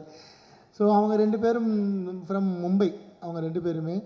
இந்த படத்துக்கு அது தேவைப்பட்டது. ஏன் இங்கே நடிகர்களே இல்லையான்ற கேள்வி வரலாம். பட் இந்த முகம் அவர் துக்ளக்கை கேரி பண்ணுற மாதிரியான ஒரு முகம், ஒரு பாவனை இருந்தது சிராக் ஜானிக்கிட்ட. அவ்வளோ ஈஸியாக கேரி பண்ணியிருக்காரு. அந்த அவர் பேசுகிறப்போ ஷூட்டிங் ஸ்பாட்டில் எங்களுக்கே வந்து இந்த துக்ளக்கை பார்க்குற மாதிரி இருக்கும், அந்த பயம் வரும். And Dinesh Lamba sir very sweet man. அவர் ஒரு ப்ளே பண்ணியிருக்காரு படத்தில், அப்படி ரசிப்பீங்க அதை. அவ்வளோ பாடி லாங்குவேஜ் ஒன்று கொடுத்துருக்கிறாரு, அப்படி இருக்கும் அந்த பாடி லாங்குவேஜ். அப்புறம் இன்னொரு ஹீரோயின் மாதிரி இன்னும் 2 அழகு தேவதைகள் இருக்காங்க படத்தில். Devayani Sharma madam and Divi madam 2 பேருமே. திவி மேடம் வந்து ரிச்சர்ட் சார் கூட ஒரு படத்தில் அவங்க ஹீரோயினாக பண்ணிகிட்டு இருக்காங்க. நாங்கள் இப்படி ஒரு படம் பண்ணுறோன்னு தெரிஞ்சது உடனே, நான் ஹீரோயினாக பண்ணாலும் பரவாயில்ல சார், எனக்கு வந்து ஒரு பீரியட் ஃபிலிமில் இப்படி ஒரு காஸ்டியூமில் நான் வரணும், சரி என்னை எப்படியாவது உள்ளே கொண்டு வாங்க அப்படின்னு சொல்லி சண்டை போட்டு உள்ளே வந்துட்டாங்க. நான் சொன்னேன், நீங்கள் ஹீரோயினாக ஒர்க் பண்ணுறீங்க மேடம், வேண்டாம் இந்த ரோல் அப்படின்னு சொன்னேன். பட் வந்தாங்க. பட் அவங்களுக்காக நான் அந்த ரோலை எக்ஸ்டெண்ட் பண்ணிக்கிட்டேன், பெருசாக்கிட்டேன். ஐ டெவலப்ட் யுவர் கேரக்டர்.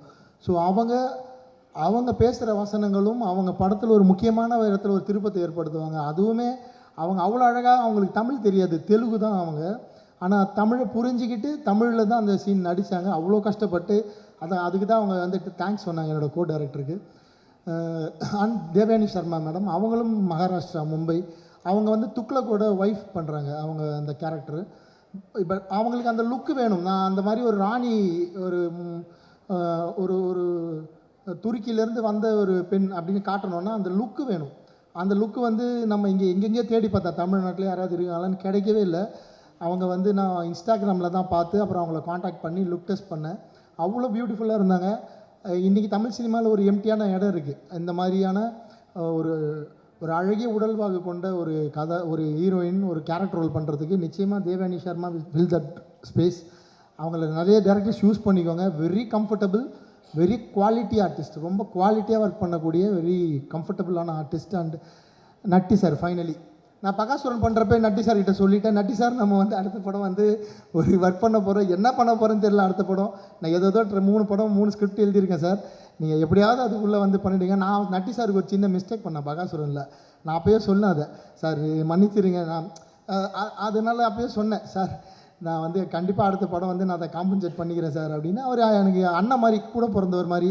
நான் ரொம்ப உரிமையாக பேசலாம், நட்டி அண்ணன் கூட என்ன வேணாலும் பேசலாம், டிஸ்கஸ் பண்ணலாம், டவுட்ஸ் கேட்கலாம். அப்போ நான் இவர்கிட்ட போய்ட்டு, அண்ணா நீங்கள் வல்லால மகாராஜ் ஏஐயில் வந்து ஒரு இமேஜ் பண்ணி கொண்டு போய் காட்டினேன், டேய் என்னடா இப்படி மாற்றி வச்சுருக்கேன் என்ன அப்படின்னாரு. ஆனால் அண்ணன் வந்து ஒரு தோரணையை வந்து கடைப்பிடிச்சார். சிவாஜி சார் எப்படி ஒரு கம்பீரமாக இருப்பார், அந்த ட்ரெஸ் போட்டால் அந்த டைலாக் டெலிவரி சொல்கிறப்ப அந்த மாதிரி ஒரு பாடி லாங்குவேஜை, ஒரு தோரணையை வந்து எடுத்துக்கிட்டு அவர் டைலாக் டெலிவரி ஸ்பீடு, அவருக்கு பிடிச்ச ஒரு பெரிய ஆக்டர் இருக்கார் நம்ம தமிழ் சினிமாவில், super star.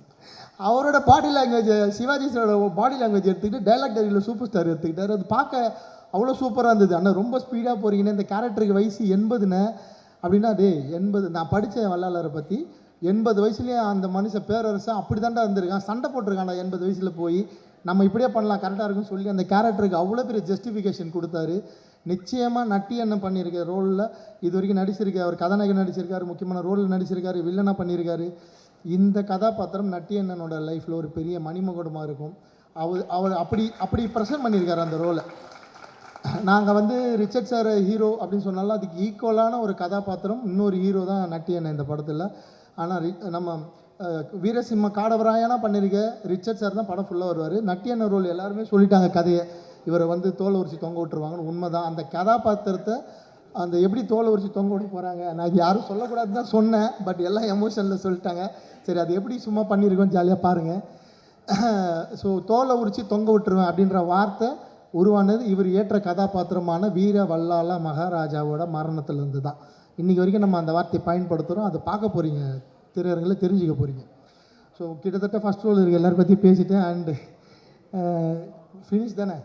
And Vela Ramamoorthy sir, Vela Ramamoorthy sir வந்து நான் நிஜமாலே நடிகரை பார்க்கல, இவர் பெரிய எழுத்தாளர். நான் அவர்கிட்ட கேட்டிருக்கேன், சார் தென் மாவட்டத்தை பற்றி ஒரு கதை கொடுங்க, நீங்கள் குற்ற பரம்பரைக்கு நிறைய நான் பண்ணுறேன் நீ பண்ணுறேன்னு சொன்னாங்க. எனக்கு அது வேணாம், ஆனால் ஒரு உண்மை சம்பவம் தென் மாவட்டத்தில் நடந்ததை தயவு செஞ்சு எழுதி கொடுங்க அப்படின்னு.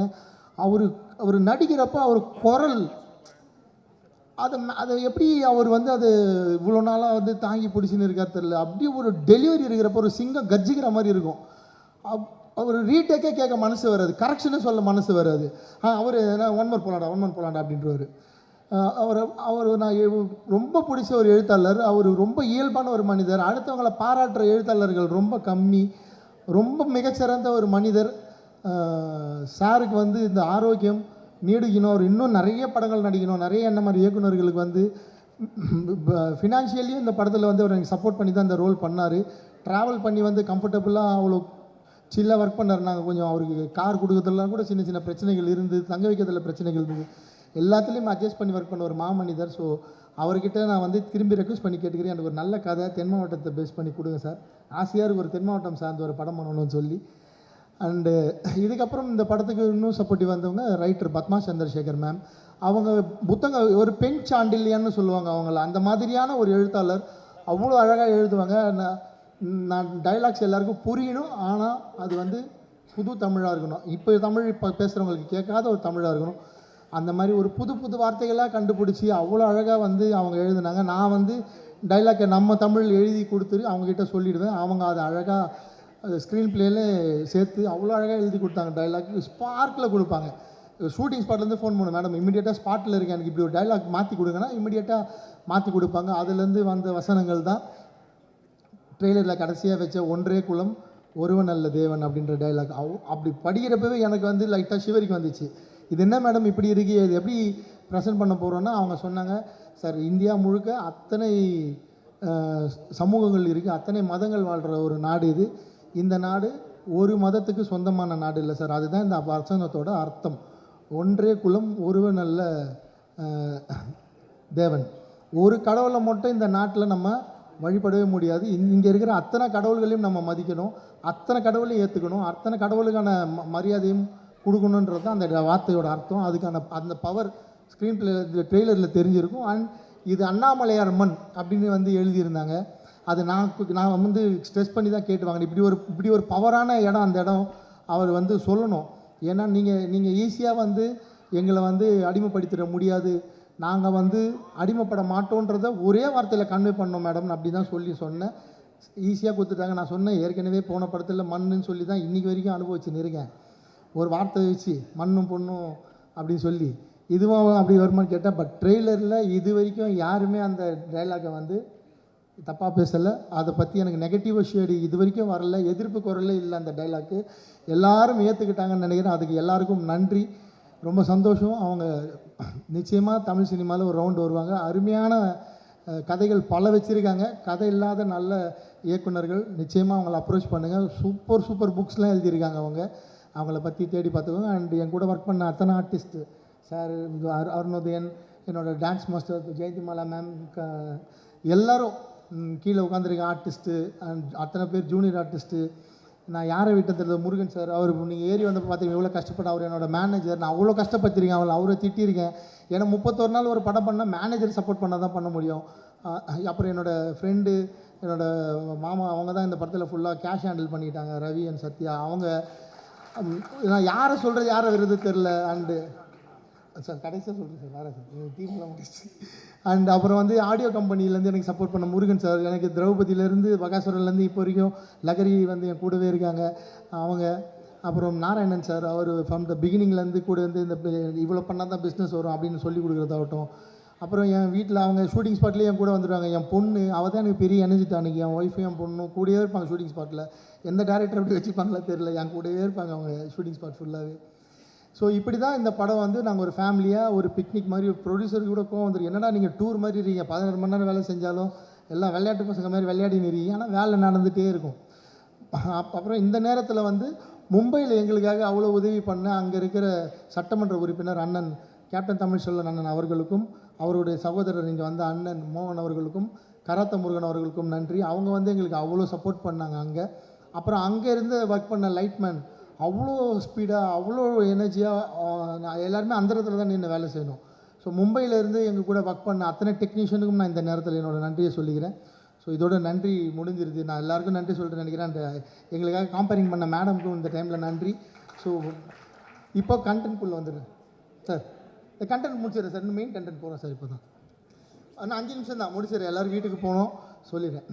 எதுக்காக இந்த படம் அப்படின்னு நான் வந்து பண்ணணும், நான் வேறு கதை தான் பண்ணலான்னு வச்சுருந்தேன். ஒரு சிமெண்ட் ஃபேக்ட்ரியால் ஒரு ஊர் எப்படி பாதிக்கப்படுது அப்படின்றது அரியலூர் மாவட்டத்தை பற்றி படம் எடுக்கணும் தான் நாங்கள் வந்து ஸ்கிரிப்ட் பண்ணோம். அது வந்து பண்ணணும்னு முடிவு பண்ணியிருக்கப்போ எனக்கு வந்து காசி போகிறதுக்கான ஒரு வாய்ப்பு கிடச்சிது. காசி விஸ்வநாதர் கோயில் வாரணாசி போனேன். வாரணாசி போய் நான் அதான் ஃபஸ்ட் டைம் போகிறேன். எனக்கு அதுக்கு முன்னாடி அதை பற்றி தெரியாது. காசி தமிழ் சங்கம் மூலியமாக நான் கெஸ்ட்டாக அங்கே போகிறேன். போய் எனக்கு வந்து நான் வந்து பெரிய சிவபக்தன், என்னை பார்க்குறவங்களுக்கு தெரியும். சாமி கும்பிட போயிட்டு சாமியெல்லாம் கும்பிட்டு கோவிலை சுற்றி வரப்போ கோவிலில் ஒரு நந்தி இருக்குது. அந்த நந்தி வந்து நந்தி மட்டும்தான் இருக்குது. நந்தியை ஃபேஸ் பண்ணுற இடம் கேட் போட்டு மூடி இருக்குது. அந்த நந்தி எதை ஃபேஸ் பண்ணியிருக்குன்னா அந்த பக்கம் வந்து நம்ம கூட வாழ்கிற இஸ்லாமிய மக்கள் வழிபடுற மசூதி, ஞானவாபி மசூதி. ஸோ எனக்கு வந்து மிகப்பெரிய ஷாக். உலகமே புனித ஸ்தலமாக நம்ம வீட்டில் யாராவது முன்னோர்கள் பெரியவர்கள் இறந்தாங்கன்னா நம்ம திதி கொடுக்கறதுக்கு போகிற அவ்வளோ பெரிய காசி, அப்படி தான் கேள்விப்பட்டிருக்கேன். காசிக்கு இந்த வயசில் போகவே கூடாதுன்னா வீட்டில் மிரட்டுறாங்க. அந்த மாதிரியான இந்த மதத்துக்கு சொந்தமான அந்த மாதிரி ஒரு புனித ஸ்தலமில் நந்தி பார்க்குற டைரக்ஷனில் ஞானவாபி மசூதி இருக்குது. இது என்ன அரசியல், இது எப்படி, இது ரெண்டும் பக்கத்தில் இருக்குது, இவங்களும் எப்படி இவ்வளோ ஒத்துமையாக இருக்காங்க, இதுக்குள்ளே என்ன வரலாறு இருக்குதுன்னு கேட்குறப்ப தான் அங்கே அவுரங்கசீப் வந்து அந்த பீரியடில் எப்படி வந்து அந்த கோவிலோட இடத்துல வந்து ஒரு மசூதி உருவாக்கினார்ன்ற வரலாறு வந்து படிக்க முடிஞ்சுது. அதை படிக்கிறப்ப நான் வந்து இது இங்கே தான் நடந்திருக்கு போல், நமக்கு அதெல்லாம் தெரியாதுன்னு சொல்லிவிட்டு அப்புறமேட்டா நான் வந்து அதை பற்றி கூகுள் பண்ணேன். அதை கூகுள் பண்ணுறப்ப அது வந்து தமிழ்நாட்டையும் கனெக்ட் ஆகுது. ஏன்னா நான் வந்து பத்மாவதி படம் பார்த்துருக்கேன். பத்மாவதி படம் பார்த்தப்போ அதில் வந்து அலாவுதீன் கில்ஜி மாலிக் கஃபூர் பற்றி படிச்சிருக்கேன். நான் கூகுள் பண்ணுறப்ப மாலிக் கஃபூர் பற்றின வந்து சொல்கிறேன் சார், லாஸ்ட்டாக சொல்கிறேன் மியூசிக் டைரக்டர். கூகுள் பண்ணுறப்ப அது கனெக்ட் இருக்குது சார், அதனால தான் சொல்கிறேன். நான் கூகுள் பண்ணுறப்ப எனக்கு வந்து மாலிக் கஃபூர் பற்றி படிக்க வருது. மாலிக் கஃபூர் பற்றி படித்தா மாலிக் கஃபூர் வந்து வட இந்தியாவில் மட்டும் பிரச்சனை பண்ணாமல் அவர் வந்து நம்ம சவுத் இந்தியாவிலையும் பிரச்சனை பண்ணியிருக்காரு. மதுரையில் வந்து படையெடுத்திருக்காரு. மதுரை கோவிலில் வந்து கொள்ளையடிச்சிட்டு போயிருக்காரு. அவர் வந்து அந்த மதுரை கோவிலை கொள்ளையடிக்க அவர் வந்து இங்கே வழிகாட்டுறதுக்கு யாரை வந்து பிணை கைதியாக வந்து கூப்பிட்டு போகிறாரு, யாரை வந்து வழிகாட்டியாக வந்து மிரட்டி இட்டு போகிறாருன்னா வல்லால மகாராஜா, கரெக்டு தானே, வீர வல்லால மகாராஜாவை அவர் வந்து வழிகாட்டியாக கூப்பிட்டு போகிறாரு. இது யாரா வீர வல்லால மகாராஜா? எனக்கு அதுக்கு முன்னாடி ஒய்சால மன்னர்கள்லாம் சும்மா தெரியும், நான் படிச்சிருக்கேன். நான் ஹிஸ்ட்ரியில் நிறைய இந்த ராஜராஜ சோழன் ரொம்ப பிடிக்கிறதால. ஸோ இந்த வீர வல்லால மகாராஜா யாருன்னு பார்த்தா அண்ணன் வந்து அதை பற்றி புக்கு எழுதியிருந்தார். அப்புறம் அண்ணனுக்கு ஃபோன் பண்ணி இது என்னென்னா நம்ம ஊரில் இந்த மாதிரி நடந்திருக்கா, நம்ம ஊரில் இந்த மாதிரி பிரச்சனைகள்லாம் இருக்கான்னு கேட்டால் அப்போ தான் எனக்கு இந்த கதையை சொல்லி இந்த புத்தகத்தை படிக்க சொன்னார். நான் அந்த புத்தகத்தை படித்த உடனே இதுதான் நம்ம பண்ண வேண்டிய படம், இதுதான் வந்து அடுத்த படமாக நம்ம பண்ணணும், இது எத்தனை வருஷம் ஆனாலும் பரவாயில்ல, நம்ம வந்து இந்த கதையை முடிப்போம்னு சொல்லி நான் வந்து ஒரு ஒன்லைன் ரெடி பண்ணி அது வந்து எடுத்துகிட்டு 2 வருஷமாக ப்ரொடியூசர் தேடி எனக்கு கிடைச்சவர் தான் சண்முகம் சார். எப்போ வந்து எனக்கு இந்த படம் வந்து ரொம்ப பெரிய நம்பிக்கை கொடுத்ததுன்னா சாவா படம் வந்து ரிலீஸ் ஆச்சு. சாவா படம் பார்க்குறப்ப எனக்கு வந்து நாங்கள் ஷூட் போகிறதுக்கு முன்னாடியே சாவா ரிலீஸ் ஆகிடுச்சு. சாவா படம் விஷுவல்ஸ் எல்லாம் பார்த்தோன்னே எனக்கு வந்து ஒரு மிகப்பெரிய நம்பிக்கை வந்துருச்சு. இந்த படம் வந்து நிச்சயமாக தமிழ்நாட்டில் பெரிய அரசியலை பேசாது, எதிர்ப்பு அரசியல் வராது. ஏன்னா சாவா படத்துக்கு மியூசிக் டைரக்டர் யாருன்னு உங்கள் எல்லாருக்கும் தெரியும். ஸோ அப்படி ஒரு வரலாறை சொல்கிறப்ப அவங்க ரஹ்மான் சாரே அதில் ஒர்க் பண்ணுறாங்கன்றப்ப நம்ம தைரியமாக இந்த படம் பண்ணலாம். அந்த தைரியத்தோடு தான் நான் போய் ஜிப்ரான் சாரை போயிட்டு இந்த கதை சொன்னேன். ஸோ ஜிப்ரான் சார்கிட்ட நான் போய் இந்த கதை சொல்லி முடிக்கிறப்ப, ஏன்னா உங்களுக்கு அவர் ஜிப்ரான் சாரை பற்றி தெரிஞ்சிருக்கும். ஸோ நான் போய் ஜிப்ரான் சார்கிட்ட பிஜிஎம்காக தான் நான் வந்து ஜிப்ரான் சார்கிட்ட போகிறேன் இந்த கதைக்கு. அவர்கிட்ட நான் கதை சொல்லி முடித்த உடனே அவர் வந்து என்னை நீ இப்போ சொன்னால் அதே மாதிரி தான் பார்க்குறாரு. நீங்கள் இப்படி தான் சார் இருப்பீங்களா, நான் வந்து உங்களை வேறு மாதிரி கற்பனை பண்ணி வச்சுருந்தேன், பயங்கரமாக உங்களை பார்த்தாலே பயமாக இருக்குலாம் சொல்கிறாங்க, நீங்கள் இப்படி பேசுகிறீங்களே சார். என்ன சார், அதெல்லாம் மீடியாவும் எனக்கு கொடுத்த பிம்பம், இந்த உலகம் எனக்கு கொடுத்த பிம்பம் சார். நான் ராயபுரத்தில் வாழ்கிற ஒரு சாதாரண சாமானியன் சார். நான் இவ்வளோதான், மோகன் தான். நான் சினிமாவுக்கு வந்து நான் மோகன்ஜி. அது எனக்கு கொடுத்துருக்கிறது கம்ப்ளீட்டாக வேறு சார். ஏன்னா என் நண்பர்கள் நான் வாழ்கிற பகுதியில் வந்து என்னை பற்றி சுற்றி கேட்டிங்கன்னா நீங்கள் வேறு அந்த ஆள் இவர் இல்லைங்கன்னு சொல்லுவாங்க. ஸோ நீங்கள் கொடுத்துருக்கீங்களே எனக்கு ஒரு அடையாளம், எனக்கு ஒரு பிம்பம், அது நான் இல்லை. ஸோ நான் வந்து எனக்கு மக்களுக்கு தெரியாத ஒரு விஷயம், அது உண்மையான விஷயம், அது ஆத்தென்டிகேட்டட் இருக்குது, அதில் வரலாறு இருக்குது, அதில் என்கிட்ட ப்ரூஃப் இருக்குன்னா நான் தைரியமாக படம் பண்ண இறங்குவேன். அதில் சாவான்னு ஒரு படம் வந்திருக்கு, அது ரஹ்மான் சார் மியூசிக் பண்ணுறப்ப நம்ம ஜிப்ரான் சாரை போய் அப்ரோச் பண்ணேன். ஜிப்ரான் சார் கதை சொல்லி இதையும் சொன்னோன்னே ஜிப்ரான் சார் ஓகே சொல்லிட்டார். ஜிப்ரான் சார் ஓகே சொன்னதுக்கப்புறம் தான் இந்த படம் வந்து அடுத்த லெவலுக்கு போகுது. ஏன்னா ஒரு நல்ல டெக்னீஷியன்ஸ் எல்லாம் சேர்றப்ப என் கேமராமேன் பேச மாட்டார், என் ஆர்ட் டைரக்டர் பேச மாட்டார், என் எடிட்டர் பேச மாட்டார். இப்போ இப்படி டெக்னீஷியன்ஸ் எல்லாம் கூட வச்சுட்டு இவங்களை பவர்ஃபுல்லாக இன்னொருத்தர் பேசவே மாட்டார், அவர் ஜிப்ரான் சார். இவங்க யாருமே பேசவே மாட்டாங்க, ஆனால் அவங்க ஒர்க்கெல்லாம் நான் பயங்கரமாக பேசும். எம்கோனே பாட்டு வந்து சார் 2 டியூன் அனுப்புனார், நான் இந்த டியூனை கன்ஃபார்ம் பண்ணிவிட்டேன். நான் தான் வந்து சிங்கர் சூஸ் பண்ணேன், நான் தான் லிரிக் ரைட்டரையும் சூஸ் பண்ணேன். எனக்கு அவ்வளோ ஃப்ரீடம் கொடுத்தாரு. அது ஏதோ தெரியாதனமாக ஒரு தப்பு பண்ணிவிட்டேன், அதை இப்போ சரியும் பண்ணி பத்மலதா மேடம் பாட வச்சிட்டேன். இப்போ பத்மலதா மேடம் வாய்ஸில் தான் இந்த படம் வந்து தேட்டரில் சாங் வந்து வரப்போகுது. அவங்க தான் இப்போ உங்கள் முன்னாடி அறிமுகம் பண்ணி வச்சேன். நன்றி மேடம், பத்மலதா மேடம், ரொம்ப நன்றி. எங்களுக்கு ஒரு இக்கட்டான சூழலில் நீங்கள் இந்த பாட்டு பாடி கொடுத்ததுக்கு ரொம்ப ரொம்ப நன்றி. அண்ட் ஜிப்ரான் சார் வந்து சார் நான் வந்து கொஞ்சம் எனக்கு மாஸ் ஆடியன்ஸ் சார், கொஞ்சம் மாஸாக மியூசிக் பண்ணி கொடுங்க சார். இல்லை சார், இது கொஞ்சம் நான் வந்து இன்டர்நேஷ்னல் லெவலில் போகிறேன் சார், கொஞ்சம் எனக்கு ஃப்ரீடம் கொடுங்கன்னு சொன்னார். சார் ஃபுல் ஃப்ரீடம் எடுத்துக்கோங்க சார், எனக்கு கொஞ்சம் மாஸ் மட்டும் அங்கங்கே சேர்த்து கொடுங்க சார்னா. ஸோ ஒரு 50% மாஸ் எலிமெண்ட்ஸும் 50% கிளாஸ் எலிமெண்ட்ஸும் கலந்து இந்த படத்துக்கு ஒரு ரீ ரெக்கார்டிங் கொடுத்துருக்காரு. நிச்சயமாக பாருங்கள், பல இடங்களில் ரசிப்பீங்க. பல இடங்களில் இது ரொம்ப எமோஷ்னலான படம், ரொம்ப உணர்வு ரீதியான படம். அவ்வளோ அழகாக ஒர்க் பண்ணி கொடுத்துருக்காரு ஜிப்ரான் சார், ரொம்ப நன்றி. நீங்கள் உள்ளே வந்ததுக்கப்புறம் தான் அந்த ப்ராஜெக்ட் ப்ரொடியூசர் எங்களை நம்பி பெரிய ஃபண்டோட இன்னும் கொஞ்சம் உள்ளே வந்தார். ஸோ இந்த நேரத்தில் உங்களுக்கு ரொம்ப ஸ்பெஷல் தேங்க்ஸ் சொல்லிக்கிறேன். அதனால தான் உங்களை கடைசியாக பேசலாம் அப்படி சொல்லி. அவ்வளோதான். நான் மொத்தமாக ஜிப்ரான் சாரை 4 தடவை மீட் பண்ணியிருப்பேன், நாங்கள் ஒரு 40 தடவை ஃபோனில் பேசியிருப்போம், அவ்வளோதான். அதுக்கு மேலே ஜிப்ரான் சார் அடுத்த படம் பண்ணுறப்ப போய் எப்படி மோகன்ஜி கூட ஒர்க் பண்ணுவீங்கன்னு கேட்காதீங்க தயவு செஞ்சு. ஸோ நான் கண்டென்ட்குள்ளே வந்துடுறேன் மறுபடியும். ஸோ இதுதான் நான் படம் பண்ண காரணம். நான் அது காசிக்கு போனேன், அந்த அந்த இடத்த பார்த்தேன். அப்புறம் தமிழ்நாட்டில் இப்படி ஒரு வரலாறு இருக்கா பார்த்தேன். ஸோ அப்போ தமிழ்நாட்டை வந்து மாபார்னு சொல்கிறாங்க. மாபாரை கைப்பற்றுவது தான் துக்ளக்கோட ஒரே லட்சியமாக இருந்தது.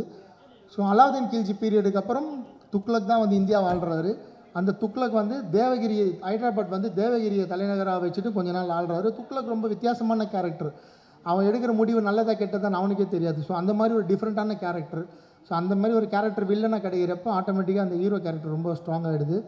அண்ட் இந்த படம் வந்து வில்லனை நாங்கள் வந்து இப்போ காட்டியிருக்கிறோம், இதில் வந்து இஸ்லாமியர்களை நீங்கள் காட்டியிருக்கீங்க, நிறைய பேர் என்கிட்டலாம் கேட்டாங்க. நான் அவங்க எல்லாருக்கும் ஒரு விளக்கம் சொல்லிடுறேன். இந்த படத்தில் நம்ம கூட இப்போ இணக்கமாக வாழ்கிற, நம்ம கூட இப்போது அண்ணன் தம்பியாக இருக்கிற இந்திய இஸ்லாமியர்களை எந்த வகையிலும் இந்த படம் வந்து துளி கூட வந்து காயப்படுத்தாது. அவங்களுக்கு இது வந்து ஒரு அவங்களோட ஆர்ஜின் எது, அவங்களோட தொடக்கம் எதுன்னு வேணால் அவங்களுக்கு வந்து புரிய வைக்கும் இந்த படம். அதை தாண்டி இது கமர்ஷியல் தான். நான் ரெக்வஸ்ட் பண்ணி கேட்டுக்கிறது, படம் பார்க்குற பார்வையாளர்களை, இதுக்கப்புறம் படம் பார்க்க போகிற நிறைய பொலிட்டீஷியன்ஸ்லாம் படம் பார்க்க போகிறாங்க, நிறைய இதை பற்றி டிபேட்ஸ் வரப்போகுது. நான் வந்து மீடியா கிட்ட, மக்கள்கிட்ட, படம் பார்க்க போகிற எல்லார்கிட்டையும் கேட்டுக்கிற ஒரே விஷயம், நீங்கள் எப்படி வீரபாண்டிய கட்டபொம்மன், அப்புறம் சிறைச்சாலை, அப்புறம் மதராசப்பட்டினம், இந்த மாதிரி படங்கள்லாம் பிரிட்டிஷை காட்டுறப்ப அவங்கள பிரிட்டிஷாக மட்டும் பார்த்தீங்களோ, அவங்கள வந்து எந்த மதத்தை அடையாளத்திலையும் பார்க்காம பிரிட்டிஷாக மட்டும் பார்த்தீங்களோ, அதே மாதிரி இந்த படத்தை துருக்கியிலேருந்து நம்ம நாட்டை கைப்பிடிக்க வந்து அந்நியர்களை மட்டும்தான் நீங்கள் பார்க்கணும். அப்படி நினச்சி தான் நான் இந்த ஸ்கிரிப்ட் எழுதியிருக்கேன். அப்படி இந்த தைரியத்தில் தான் நான் இந்த படம் பண்ணியிருக்கேன். நீங்கள் அவங்களுக்கு ஒரு மத அடையாளத்தோடு பார்த்தீங்கன்னா ஏன்னா அவங்க வாழ்க்கை நான் தப்பாக காட்ட முடியாது, அவங்களும் அப்படி தான் வாழ்ந்தாங்க. அவங்களுக்கும் நம்ம கூட வாழ்கிற, நம்ம கூட இருக்கிற இங்கே இருக்க இந்திய இஸ்லாமியர்களும் தமிழ்நாட்டில் இருக்க இஸ்லாமியர்களுக்கும் நிறைய வித்தியாசம் இருக்குது. அதை இந்த படத்தில் சொல்லியிருக்கோம். அது வந்து யாரையும் எந்த வகையிலும் காயப்படுத்தாது. நான் இந்த நேரத்தில் உறுதி கொடுத்துட்றேன். இது முழுக்க இந்த நாட்டை படையெடுத்து அடிமைப்படுத்த வந்த துருக்கியிலேருந்து வந்தவர்களை பற்றிய கதை. அவங்க தான் இதில் வில்லனாக இருப்பாங்க. 3 வில்லன்கள் இதில். ஒன்று கணேஷ் கௌரங் பற்றி பேசல, சாரி சார், ஒழிஞ்சிட்டிங்க சார், தெரியல. ஸோ அவர் வந்து பல்பானா நடிச்சிருக்காரு, பல்பான். அவர் தினேஷ் லம்பா சார் கியாசுதீன் தம்கானியா நடிச்சிருக்காரு. அண்டு சிராக் ஜானி சார் முகபித் பின் துக்ளக்கா பண்ணியிருக்காரு. ஸோ 3 வில்லனுங்க. இவங்களுக்குள்ளே என்ன நடக்க போகுதுன்றது தான் படம். இவங்களை வந்து எப்படி வல்லாளர் ஃபேஸ் பண்ண போகிறாரு, வல்லாளருக்கு அப்புறம் வீரசிம்ம காடவராயன் அவங்களை எப்படி ஃபேஸ் பண்ண போகிறாரு, வீரசிம்ம காடவராயனுக்கு சம்பூரவர் எப்படி ஹெல்ப் பண்ண போகிறாரு, வீரசிம்ம காடவராயனோட அப்பா சரவணன் சுப்பையா சார், அவர் மல்லையனரை பண்ணியிருக்காரு. சரவணன் சுப்பையா சாரை பற்றி பேசாம விட்டேன் சார், எங்கே இருக்கீங்க, கிளம்பிட்டாங்க, அதில் சாரி. சரவணன் சுப்பையா சார் இதில் ரிஜத் சாருக்கு அந்த கேரக்டருக்கு ஃபாதராக பண்ணியிருக்காங்க. ஸோ இவங்க எல்லாருக்கும் இந்த கேரக்டர்ஸ்குள்ளே என்ன நடக்குதுன்றது தான் இந்த படம். நாங்கள் வந்து இந்த படத்தை பொங்கல் வெளியிடுன்னு எங்களுக்கு வந்து அது எப்படி அமைஞ்சுது தெரியல. நாங்கள் ஆக்சுவலாக 23ஆம் தேதி ரிலீஸ் பண்ணுறதா இருந்தோம். அன்றைக்கி திடீர்னு தலைப்படம் வருதுன்னு சொன்னாங்க. சரி 30ஆம் தேதி போயிடலாம், கொஞ்சம் ஃப்ரீயாக இருக்கும், டிராஃபிக்லாம் வேணாம் சொல்லி 30ஆம் தேதிக்கு பிளான் பண்ணோம். ஏன்னா இந்த படம் 5 மொழியில் நாங்கள் வந்து தயார் பண்ணிட்டோம். தமிழ் இல்லாமல் தெலுங்கு, ஹிந்தி, கன்னடா, மலையாளம் 5 மொழியிலும் இந்த படம் ரெடி ஆகிடுச்சு. சென்சார் இன்றைக்கி தெலுங்கு முடிஞ்சிருச்சு, இன்னும் 3 லாங்குவேஜ் சென்சார் தான். ஸோ 30ஆம் தேதி தான் எங்கள் பிளான். இதை வந்து இந்தியா முழுக்க ஒரே டைமில் ரிலீஸ் பண்ணலாம், அந்த பிளானில் தான் இருந்தோம். திடீர்னு ஒரு வேக்கண்ட் ஏற்பட்டதால் டிஸ்ட்ரிபியூட்டர்ஸ்லாம் ஃபோன் பண்ணி இமீடியட்டாக ப்ரொடியூசர்கிட்ட பேசி, சார் நல்ல ஸ்பேஸ் இருக்குது, நீங்கள் சென்சார் சர்டிஃபிகேட் வாங்கிட்டீங்க, நாங்கள் வந்து போனோமா டிசம்பர்லேயே நாங்கள் சென்சார் படத்தை முடிச்சிட்டோம், சென்சார் சர்டிஃபிகேட் வாங்கிட்டீங்க, நீங்கள் வாங்க சார் படம் ரெடினா சொன்னோடனே டிஸ்ட்ரிபியூட்டர் ஒரு முடிவெடுத்து இந்த படம் பொங்கல் வெளியிடுன்னு சொன்னார். நான் கூட சொன்னேன், சார் இன்னும் கொஞ்சம் எங்களுக்கு டைம் கொடுங்க சார், கொஞ்சம் ஒர்க்கெல்லாம் இருக்குது முடிச்சிக்கிறேன், இல்லை உங்கள் ஒர்க்கை ஸ்பீட் பண்ணுங்கன்னு சொல்லி நான் ஜிப்ரான் சாரை போட்டு 2 நாளாக தூங்க விடாமல் வேலை வாங்கி, கேமராமேன் 3 நாளாக வந்து டிஐ ஸ்டுடியோலேயே தூங்காமல் அங்கேயே தூங்கி எழுந்து, என் கூட ஒர்க் பண்ண தம்பி சுரேந்தர் அவங்க டிஐ டீமில் அவன் தூங்காமல் வேலை பார்த்து, என் சுமன் அசிஸ்டன்ட் டைரக்டர் அவன் என் ஆஃபீஸில் சிஸ்டம்லேயே இருந்து, என் டிசைனர் பிரவீன் அவன் பெங்களூரில் இருக்கான், அவன் 2 நாள் ஆஃபீஸில் லீவ் போட்டு, அவனுக்கு புதுசாக குழந்தை பிறந்திருக்கு இப்போ தான் ரீசெண்டாக, அவன் அந்த குழந்தை கூட டைம் பண்ண முடியாமல் என் கூட இவ்வளோ கஷ்டப்பட்டு இந்த படம் பொங்கல் ரிலீஸ்னு போட்டு கொண்டு வந்திருக்கோம். நல்லபடியாக பொங்கலுக்கு ரிலீஸ் ஆகும்னு நினைக்கிறேன். ஏன்னா இவ்வளோ அர்ஜென்ட்டாக வரப்போ பல நெருக்கடிகள் இருக்குது, நிறைய படங்கள் ஒன்று சேருது. கடவுள் எங்கள் கூட துணை இருப்பாருன்னு நினைக்கிறோம். நான் நிச்சயமாக இந்த ப்ரொடியூசரை காப்பாற்றியே ஆகணும். ஏன்னா நான் இது வரைக்கும் எடுத்த எந்த படமும் தயாரிப்பாளருக்கு நஷ்டம் கொடுக்கல. என் மேலே 1000 விமர்சனங்கள் வந்தாலும் நான் தாங்கி மாரி அதை தாங்கிக்கிறேன். எந்த தயாரிப்பாளர், நானே தயாரிப்பாளர் இருந்தப்போ நான் நஷ்டப்பட்டதில்லை, வெளியே நம்பி படம் பட்டவங்க நஷ்டப்பட்டதில்லை. என்னால் சம்பாரிச்சவங்க தான் அதிகம் இண்டஸ்ட்ரியில், நான் சம்பாதிக்கலனாலும் தயாரிப்பாளரை நான் எப்படியாவது ஜெயிக்க வைக்கணும். அதுக்கு நான் வந்து எந்த முடிவு வேணால் தைரியமாக எடுத்து நான் இந்த படத்தை தேட்டரில் கொண்டு வந்து மக்கள்கிட்ட கொண்டு போய் சேர்ப்பேன். கடைசியாக நான் மக்கள்கிட்ட கேட்குற கேள்வி ஒன்று தான், மக்கள்கிட்ட கேட்டுக்கிற ரெக்வஸ்ட்டு தான், இவ்வளோ நாள் என்னை சப்போர்ட் பண்ணிங்க, இது என்னோட ஒரு 8 காய் பால் செல்லுது, சின்ன முயற்சி இல்லை. உங்களை நம்பி நீங்கள் இவ்வளோ நாள் கொடுத்த சப்போர்ட்டை நம்பி இவ்வளோ பெரிய முயற்சியில் நான் இறங்கியிருக்கேன். இவ்வளோ பெரிய டீமோட நான் பாம்பேலேருந்து கூப்பிட்டு வந்திருக்கேன் ஆர்டிஸ்ட்டை. பாம்பேயில் போய் 30 நாள் ஒர்க் பண்ணியிருக்கேன். இங்கேருந்து ஒரு 10 கண்டெய்னரு, இங்கேருந்து ஒரு 300 பேரை டிக்கெட் போட்டு கூப்பிட்டு போய் வேலை பார்த்துருக்கேன். இவ்வளோ உழைப்பை போட்டிருக்கோம் இந்த படத்துக்கு. இது வந்து நிறைய டைலாக் இருக்கிற படம், கதை சொல்ல போகிற படம். இது இந்த ஜானரே வந்து ஹிஸ்டாரிக்கல் ஆக்ஷன் ட்ராமா. ஸோ நிறைய டைலாக்ஸ் இருக்கும் படத்தில். அதனால் நீங்கள் படம் பார்க்குறப்ப நல்லா ஃப்ரீ ஃபோனெல்லாம் இல்லாமல் ஆஃப் பண்ணி வச்சுட்டு ஒரு டைலாக்கே உன்னிப்பாக கவனிங்க. இந்த படம் வந்து ராக்கெட் வேகத்தில் போகும், இந்த படம் தான் பெஸ்ட்டு படம் அப்படிலாம் நான் சொல்லலை. ஆனால் நிச்சயமாக இந்த படம் உங்களுக்கு நிச்சயமாக ஒரு புது விஷயத்த சொல்லும். இப்போது எப்படி வந்து நான் மராத்தி போனப்போ தான் தெரிஞ்சுக்கிட்டேன், அங்கே வந்து பெத்த தாயை பெத்த தந்தையை விட சத்ரபதி சிவாஜி, வீர சிவாஜி அவர்களை தான் அவங்க வந்து பெருசாக நினைக்கிறாங்க. சத்தியம் பண்ணால் கூட நாங்கள் வந்து மகாராஜா மேலே சத்தியம்னு சொல்கிறாங்க. நம்ம இங்கே ஏதாவது சத்தியம் பண்ணால் அம்மா மேலே சத்தியம் சொல்லுவோம்ல, மராத்தியில் வந்து மகாராஜா மேலே சத்தியம்னு சொல்கிறாங்க. அந்த மாதிரி ஒரு மகாராஜா அவர் வந்து அங்கே தர்மத்தை காப்பாற்றினது இன்றைக்கி வரைக்கும் அவங்கள தாங்கி பிடிச்சிட்டு இருக்காங்க. இங்கே அவருக்கு 200 வருஷத்துக்கு முன்னாடி சவுத் இந்தியாவில் முதல் தர்மத்துக்காக தன்னோட உயிரை கொடுத்து தாங்கி பிடிச்ச ஒரு அரசர் தான் வீர வல்லால மகாராஜா. அவரை வெளி உலகத்துக்கு கொண்டு வர அவ்வளோ பெரிய பெருமை எனக்கு கிடச்சிருக்கு.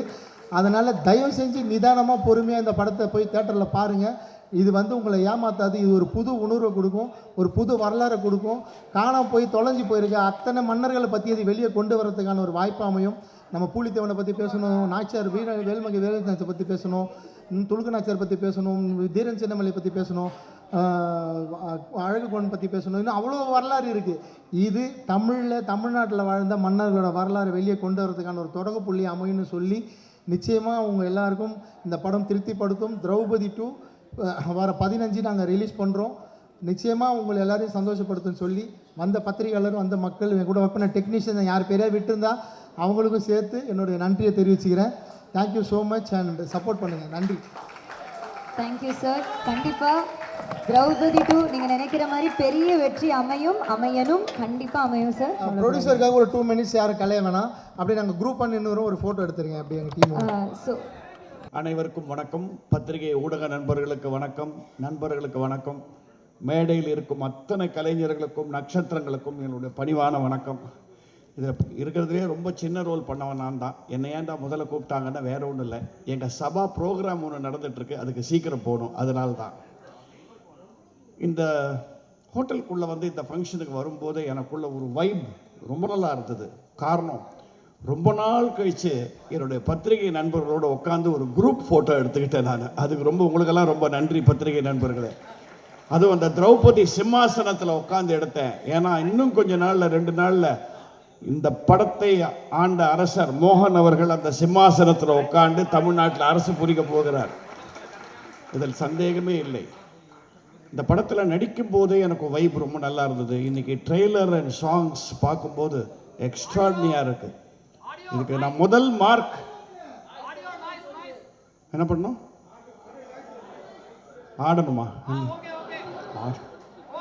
ஆடியோ ப்ராப்ளமாக இருக்குது. ஓகேயா? Okay right sir. முதல்ல பேசுனதை திருப்பி பேசணுமா இல்லையா? வேண்டாம். Right, okay. காரணம், இந்த படத்தை நான் பார்க்கும்போது, இந்த விஷுவல்ஸை பார்க்கும்போது, மோகன் அவர்கள் for the first time he has gone to the next level அப்படிங்கிறது எனக்கு ரொம்ப நல்லா தெரியுது. ஹிஸ் விஷுவல், அவர் என்கிட்ட சொன்ன விஷுவல்ஸ் அப்படியே கொண்டிருக்கார். அதுக்கு அவர் டிஓபிக்கு மை ஸ்பெஷல் கங்க்ராச்சுலேஷன்ஸ் அண்ட் எடிட்டருக்கு ஒரு special congratulations. And Ghibran sir, உங்களுக்கு ஒரு ஸ்பெஷல் கங்க்ராச்சுலேஷன். இப்போ சொல்கிறேன், இந்த எம்கோனே பாட்டு வந்து ரொம்ப நாள் மனசில் ரீங்காரம் பண்ணிக்கிட்டே இருக்க போகிறது. கைத்தட்டுங்க, அருமையான பாட்டு. ஏன்னா பெரிய அதிசயம் என்னன்னா, அந்த பாட்டில், இந்த காலத்தில் வர பாட்டில் அதில் டியூன் இருக்குது, வார்த்தைகள்லாம் புரியுதுங்க. எவ்வளோ பெரிய விஷயம் அது. அதாவது உமர் கயாம் சொன்னான்னு சொல்லுவாங்க, தானே தானே பொருளுக்காக கானே வாலே கா நாமன். அதாவது நம்ம சாப்பிட்ற ஒவ்வொரு அரிசி மணிலையும் சாப்பிட போகிறவனோட பேர் எழுதியிருக்கணும். அந்த மாதிரி இந்த பாட்டை இந்த அம்மா தான் பாடணும்னு எழுதியிருக்கு. அதனால தான் பிரமாதமாக பாடி விட்டாங்க. அவங்களுக்கு ஒரு கை கொடுங்க. யார் என்ன சொன்னாங்க, இவங்க பாடணும்னு இருக்குது விதி. அருமையாக பாடியிருக்காங்க. இது ஒரு அட்வென்ச்சர் பிக்சர் அப்படின்னு நம்ம நினைக்கலாம். ஏன்னா கத்தி சண்டை இருக்குது, ரொமான்ஸ் இருக்குது, பியூட்டிஃபுல் விஷுவல்ஸ் இருக்குது, எக்ஸலண்ட் மியூசிக் இருக்குது. இன்னொரு பாகுபலியா என்று கேட்டால் ஆமாம், இன்னொரு பாகுபலி தான். ஆனால் இது வெறும் கற்பனையில் வந்த பாகுபலி அல்ல, அடிப்படையில் சரித்திர சான்றுகளோடு எடுக்கப்பட்ட ஒரு அருமையான சரித்திர படம் என்று தான் சொல்ல வேண்டும். சில இன்சிடென்ட்ஸ் வேணால் டைரக்டர் கற்பனையாக பண்ணியிருக்கலாம், ஆனால் எல்லாத்துக்கும் ஃபவுண்டேஷன் பேஸ் இந்த நாட்டில் நடந்த விஷயங்களை வச்சு தான் அவர் எடுத்திருக்காருங்கிறத நான் இங்கே ஆணித்தரமாக உங்கள் முன்னாடி பதிவு செய்ய விரும்புகிறேன். இதெல்லாம் இந்த காலத்து யங்ஸ்டர்ஸுக்கு தெரியணும். நாமெல்லாம் இன்றைக்கி சந்தோஷமாக இருக்கோம், நம்ம தர்மத்தை காப்பாற்றிட்டு ஹாப்பியாக இருக்கணும். அதுக்கெல்லாம் எவ்வளோ பேர் என்ன கஷ்டப்பட்டிருக்காங்க, எத்தனை போராளிகள் வந்து இந்த நாட்டை கைப்பற்ற பார்த்துருக்காங்க. அதையெல்லாம் மீறி நம்ம கலாச்சாரம் வாழ்ந்திருக்குன்னா கண்டிப்பாக பாரத தாய்க்கு நாம் ஒரு வணக்கம் சொல்ல வேண்டும். அந்த ஒரு மிகப்பெரிய எண்ணத்தை இந்த படம் கொடுக்கும். பட் வெறும் ஒரு டாக்குமெண்ட்ரி மாதிரி இல்லாமல் excellent scenes, excellent fights, adventure masala எல்லாமே இருக்குது. பட் அடிப்படையில் நமக்குள்ளே இருக்கிற அந்த இந்தியனுங்கிற அந்த உணர்வை ஏற்றிக்கிட்டே வரும். அதுக்கு முக்கியமாக இந்த கம்பெனி பேரே நேதாஜி ப்ரொடக்ஷன்ஸ் வச்சுருக்காங்க. இதை விட வேறு என்ன வேணும்? இந்த நாட்டின் உண்மையான தேசியவாதி வீரன் நேதாஜி தான். மற்றவங்கெல்லாம் அந்த காலத்தில் விட்டுக்குடுன்னு வந்து இவர் மட்டும்தான் அவன் விரலை விட்டு ஆட்டுன்னு சொன்னவர். ஸோ அந்த பேரில் எடுத்த படம்ன்றது போது கண்டிப்பாக இது வந்து ஒரு வீர உணர்ச்சியும் தரும், ஒரு தேசிய உணர்ச்சியும் தரும். அதே சமயத்தில் நம்ம பாரம்பரியத்தை காப்பாற்றக்கூடியதுக்கு எவ்வளோ பேர் எவ்வளோ கஷ்டப்பட்டிருக்காங்க, தியாகம் பண்ணியிருக்காங்கங்கிறத ரொம்ப அருமையாக சொல்லப்பட்ட கதை. ஏன்னா நாங்களாம் ஸ்கூல் படிக்கும்போது, பியூசி படித்து வரும்போது ஹிஸ்ட்ரி புக்ஸில் திருப்பி வந்து இந்த லார்ட் வைஸ்ராய் அவன் இந்த வெள்ளக்காரன் பேர் தான் இருக்கும். அப்படி இல்லைன்னா நம்ம வெளிநாட்டிலேருந்து வந்து போராளிகள் நம்மளை குத்தி கொல்லை பண்ண அந்த போராளிகள் பேர் தான் நிறையா இருக்கும். நான் படித்த ஹிஸ்ட்ரி புக்ஸை கட்டபொம்மனை பற்றி கூட ஜாஸ்தியெல்லாம் கிடையாது, ஒரு சின்ன 2 லைன் போட்டிருப்பாங்க.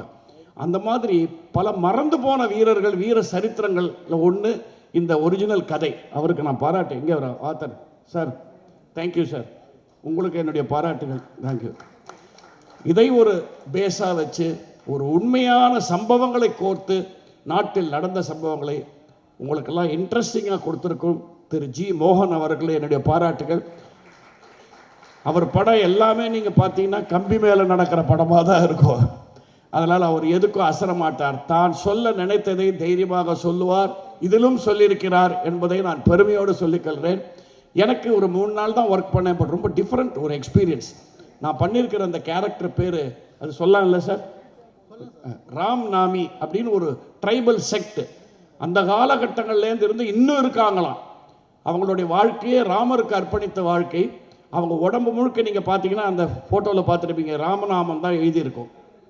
நல்ல வேளை அவங்க உடம்புல எழுதிக்கிட்டாங்க, இல்லாட்டா அதுக்கு எவனாவது கேஸ் போடுவான். ஸோ ராமநாமிங்கிற அந்த ஒரு செக்டை பற்றி அந்த ரோல் என்னை பண்ண வச்சார். நான் தமாஷா அவர்கிட்ட சொன்னேன், 40 வருஷம் முன்னாடி வெள்ளை ரோஜா படம் பண்ணும்போது தான் மேக்கப்புக்கு எனக்கு 1.5 மணி நேரம் ஆச்சு பொம்பளை வேஷம் போடுறதுக்கு. அதுக்கப்புறம் இந்த படத்துக்கு தான் 1.5 மணி நேரம் ஆச்சு மேக்கப் போடுறதுக்கு. உழைச்சி பண்ண வச்ச அந்த ரோல். அவங்கள பற்றி நீங்கள் தெரிஞ்சுக்கணும், அவங்க பட்ட இன்னல்கள் இதெல்லாம் கூட ரொம்ப அழகாக சொல்லியிருக்காரு. ஃபர்ஸ்ட் ஆஃப் ஆல் இந்த மாதிரி ஒரு செக்ட் இருக்குது இந்தியாவிலங்கிறத பல பேருக்கு தெரியாது. He has done a lot of research to do this movie. Mohan, I congratulate you. இந்த சமயத்தில் இந்த நாட்டில் இப்படி ஒரு படம் கண்டிப்பாக நமக்கு தேவை. இந்த படம்ங்கிற இந்த கார் நல்லா ஓடும், கவலையே படாதீங்க. மோகனோட படங்கள் டிராஃபிக் நிறையா இருந்தாலுமே ஜம்முன்னு ஓடும் அந்த வண்டி. இப்போ கொஞ்சம் டிராஃபிக் எல்லாம் கிளியராக இருக்குது, அதனால் க்ளீனாக ஓடுங்கிறதுல எந்த வித சந்தேகமும் இல்லை. Hats off to you for such a wonderful production. இதில் எனக்கும் வாய்ப்பு தந்த ப்ரொடியூசருக்கும் முக்கியமாக என் நண்பர் திரு மோகன் அவர்களுக்கும் வாழ்த்துக்கள். நடித்த ஒத்தத்தரும் என்ன பிரமாதமாக நடிச்சிருக்காங்க. எனக்கு ரொம்ப சந்தோஷம். ரொம்ப நாள் கழிச்சு 3 அழகான ஹீரோயின் பக்கத்தில் என்னை உட்கார வச்சாங்க. எனக்கு 76 வயசு கம்ப்ளீட் ஆகிருக்கு. முந்தா நேத்தி தான் என்னுடைய பிறந்த நாள். 9th அன்னைக்கு I hate my birthday also. So அதனால தான் சேஃபாக என் பக்கத்தில் உட்கார வச்சாங்கன்னு நினைக்கிறேன் அவங்கள. Thank you for being so lovely and doing so well in the movie. Everyone, Natty கிட்டி அத்தனை பேரும் they have lived the role. I congratulate them. டெஃபினட்டாக இது வந்து எல்லா பட விழாவிலையும் சொல்கிற மாதிரி வெற்றி பெறும் சொல்ல பார்த்த உங்களுக்கே ஒரு சின்ன வைப் வந்திருக்கும். இந்த படம் ஓடுங்கிறது மட்டும் இல்லை, ஓடணும் அப்படிங்கிறது நான் ஆண்டவனை பிரார்த்தி கொள்த்துக்கிறேன். Thank you sir. வாய்ப்பு கொடுத்த மோகன்ஜிக்கு நன்றி. Netaji productions,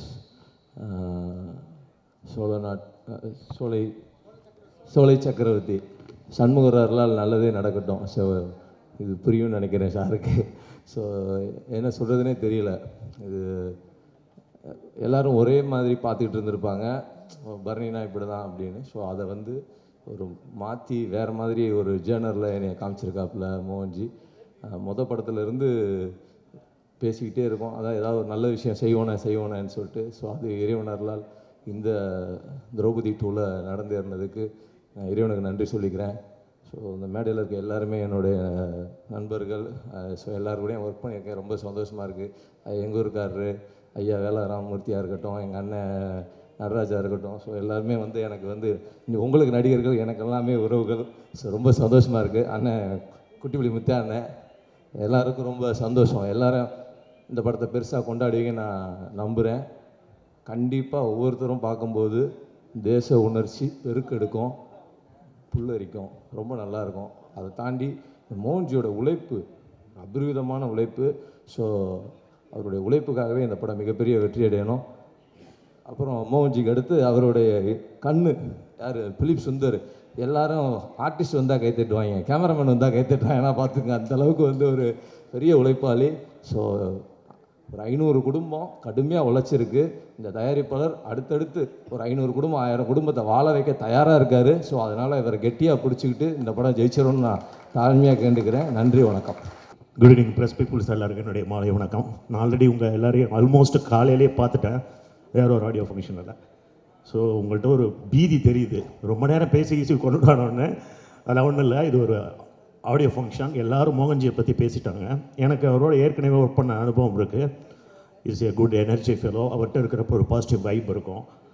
difference sir from the வாகைசுரவா டு இந்த ஃபிலிம் வரைக்குமே, திரௌபதி 2 வரைக்குமே அவருடைய எனர்ஜி வந்து கொஞ்சம் கூட குறையல. அது மெலடியாக இருக்கட்டும், இல்லை கேலப் சாங்காக இருக்கட்டும், ரொம்ப பிரமாதமாக பண்ணியிருக்காரு. Choreography is also very good. படத்தில் வந்து மேக்கப் ஆர்டிஸ்ட்லேருந்து, காஸ்டியூமர்ஸ்லேருந்து, ஃபைட் கோரியோகிராஃப் பண்ணவங்க, டான்ஸ் கோரியோகிராஃப் பண்ணவங்க, மற்ற all technician, assistant directors, co artist எல்லாருக்குமே ரொம்ப இந்த படம் வந்து ஒரு பெரிய திருப்புமுனையாக இருக்கும். ஒரு பானை சோத்துக்கு ஒரே ஒரு store பதன்வாங்க.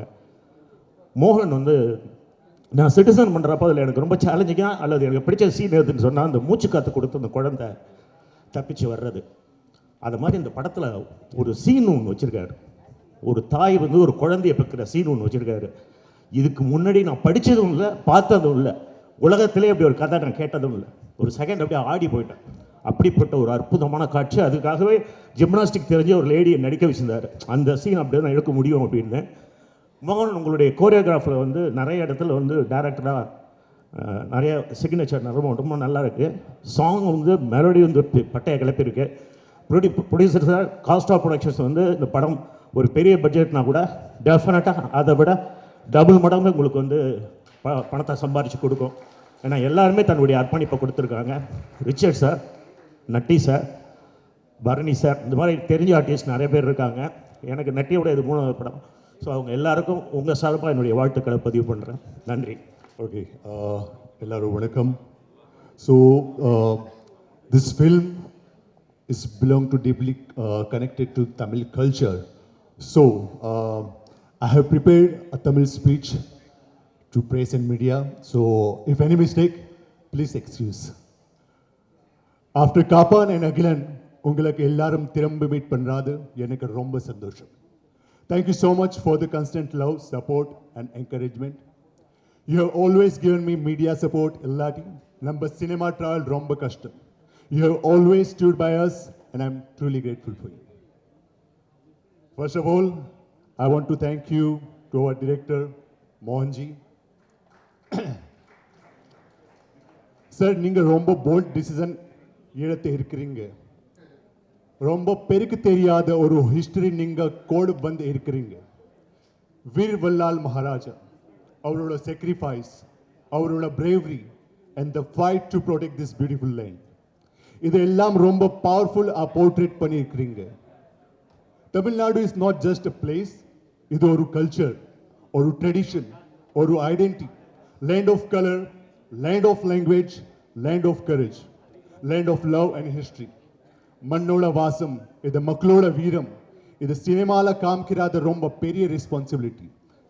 And you have handled with so much respect. Thank you, sir.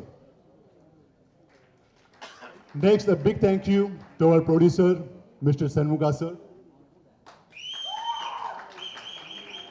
Sir, this is your maiden venture, and in the Madri or historical subject choose panrada, romba periya risk. Ninga safe pogama conviction or history story choose pannirikkinga. Thank you for trusting the story, the director, and all of us. Thank you, sir. Now about my character, Muhammad bin Tughlaq. Honestly, this role was not easy. This is not a character you try to please people with. Power, fear, cruelty, intelligence, conflict, எல்லாமே mix ஆயிருக்கிற ஒரு strong character. As an actor என்னோட job judge பண்ணுறாதே இல்லை, justify பண்ணுறாதே இல்லை, ட்ரூத்ஃபுல்லாக portray பண்ணாத மட்டும்தான். நான் ரொம்ப டிசிப்ளினோடு ரெஸ்பான்சிபிலிட்டியோடு இந்த ரோல் அப்ரோச் பண்ணியிருக்கேன். I hope the audience feel the impact, intensity and the darkness that the character carries, Muhammad bin Tughlaq. I want to like to sincerely appreciate to all my fellow actors, especially Richard Rishi, the hero of the film. I had wonderful experience working with him. All the actors, Devyani and all the actors. And I genuinely looking forward to working with all my fellow actors again. Coming back, my heartfelt thank you to our DOP, Philip Sundar sir. What a stunning visuals, and your cinematography is mind-blowing. Next, our music director, Gibran sir. Sir, thank you so much for giving me Taruski Ram, wonderful music, and your music is the soul of this film. So thank you so much for giving this amazing music. Thank you so much. Thank you to all the fellow actors, assistant directors, managers, art director, costume department. All have done a wonderful job.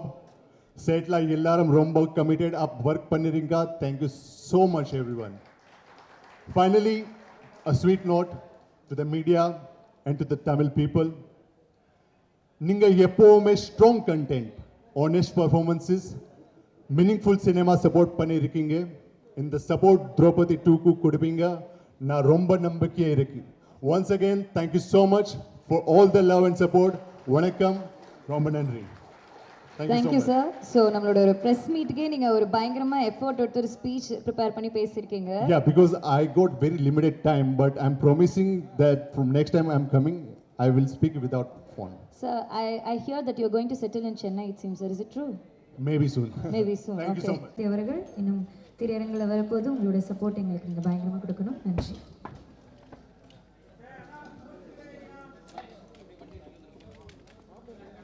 எல்லாருக்கும் வணக்கம். Sorry லேட்டாக வந்ததுக்கு. இது ஒரு unexpected plan. திடீர்னு சொன்னாங்க, நான் வேறு ஊரில் இருந்தேன். ஸோ அடித்து பிடிச்சி டக்கு டக்குன்னு ஓடி வந்துட்டேன். ஸோ மன்னிச்சிடுங்க. திரௌபதி பார்ட் 1 எந்த அளவுக்கு பண்ணிச்சோ இந்த படம் அதை விட நல்லா பண்ணோன்னு நாங்கள்லாம் நம்புகிறோம். நீங்களும் ட்ரெய்லர்லாம் பார்த்துருப்பீங்க, பிடிச்சிருக்கோன்னு நினைக்கிறோம். ஸோ எப்போ படம் ரிலீஸ் ஆகுதோ அப்போ பாருங்கள், பிடிச்சிருந்தா சப்போர்ட் பண்ணுங்கள். எங்கள் க்ரூவை நம்பி வந்த இந்த படத்தில் வந்திருக்க எல்லாருக்குமே என்னோட நன்றி, ப்ரொடியூசர் உள்பட. ஸோ மற்றெல்லாம் மோகன் பேசுவாப்பில். தேங்க்யூ.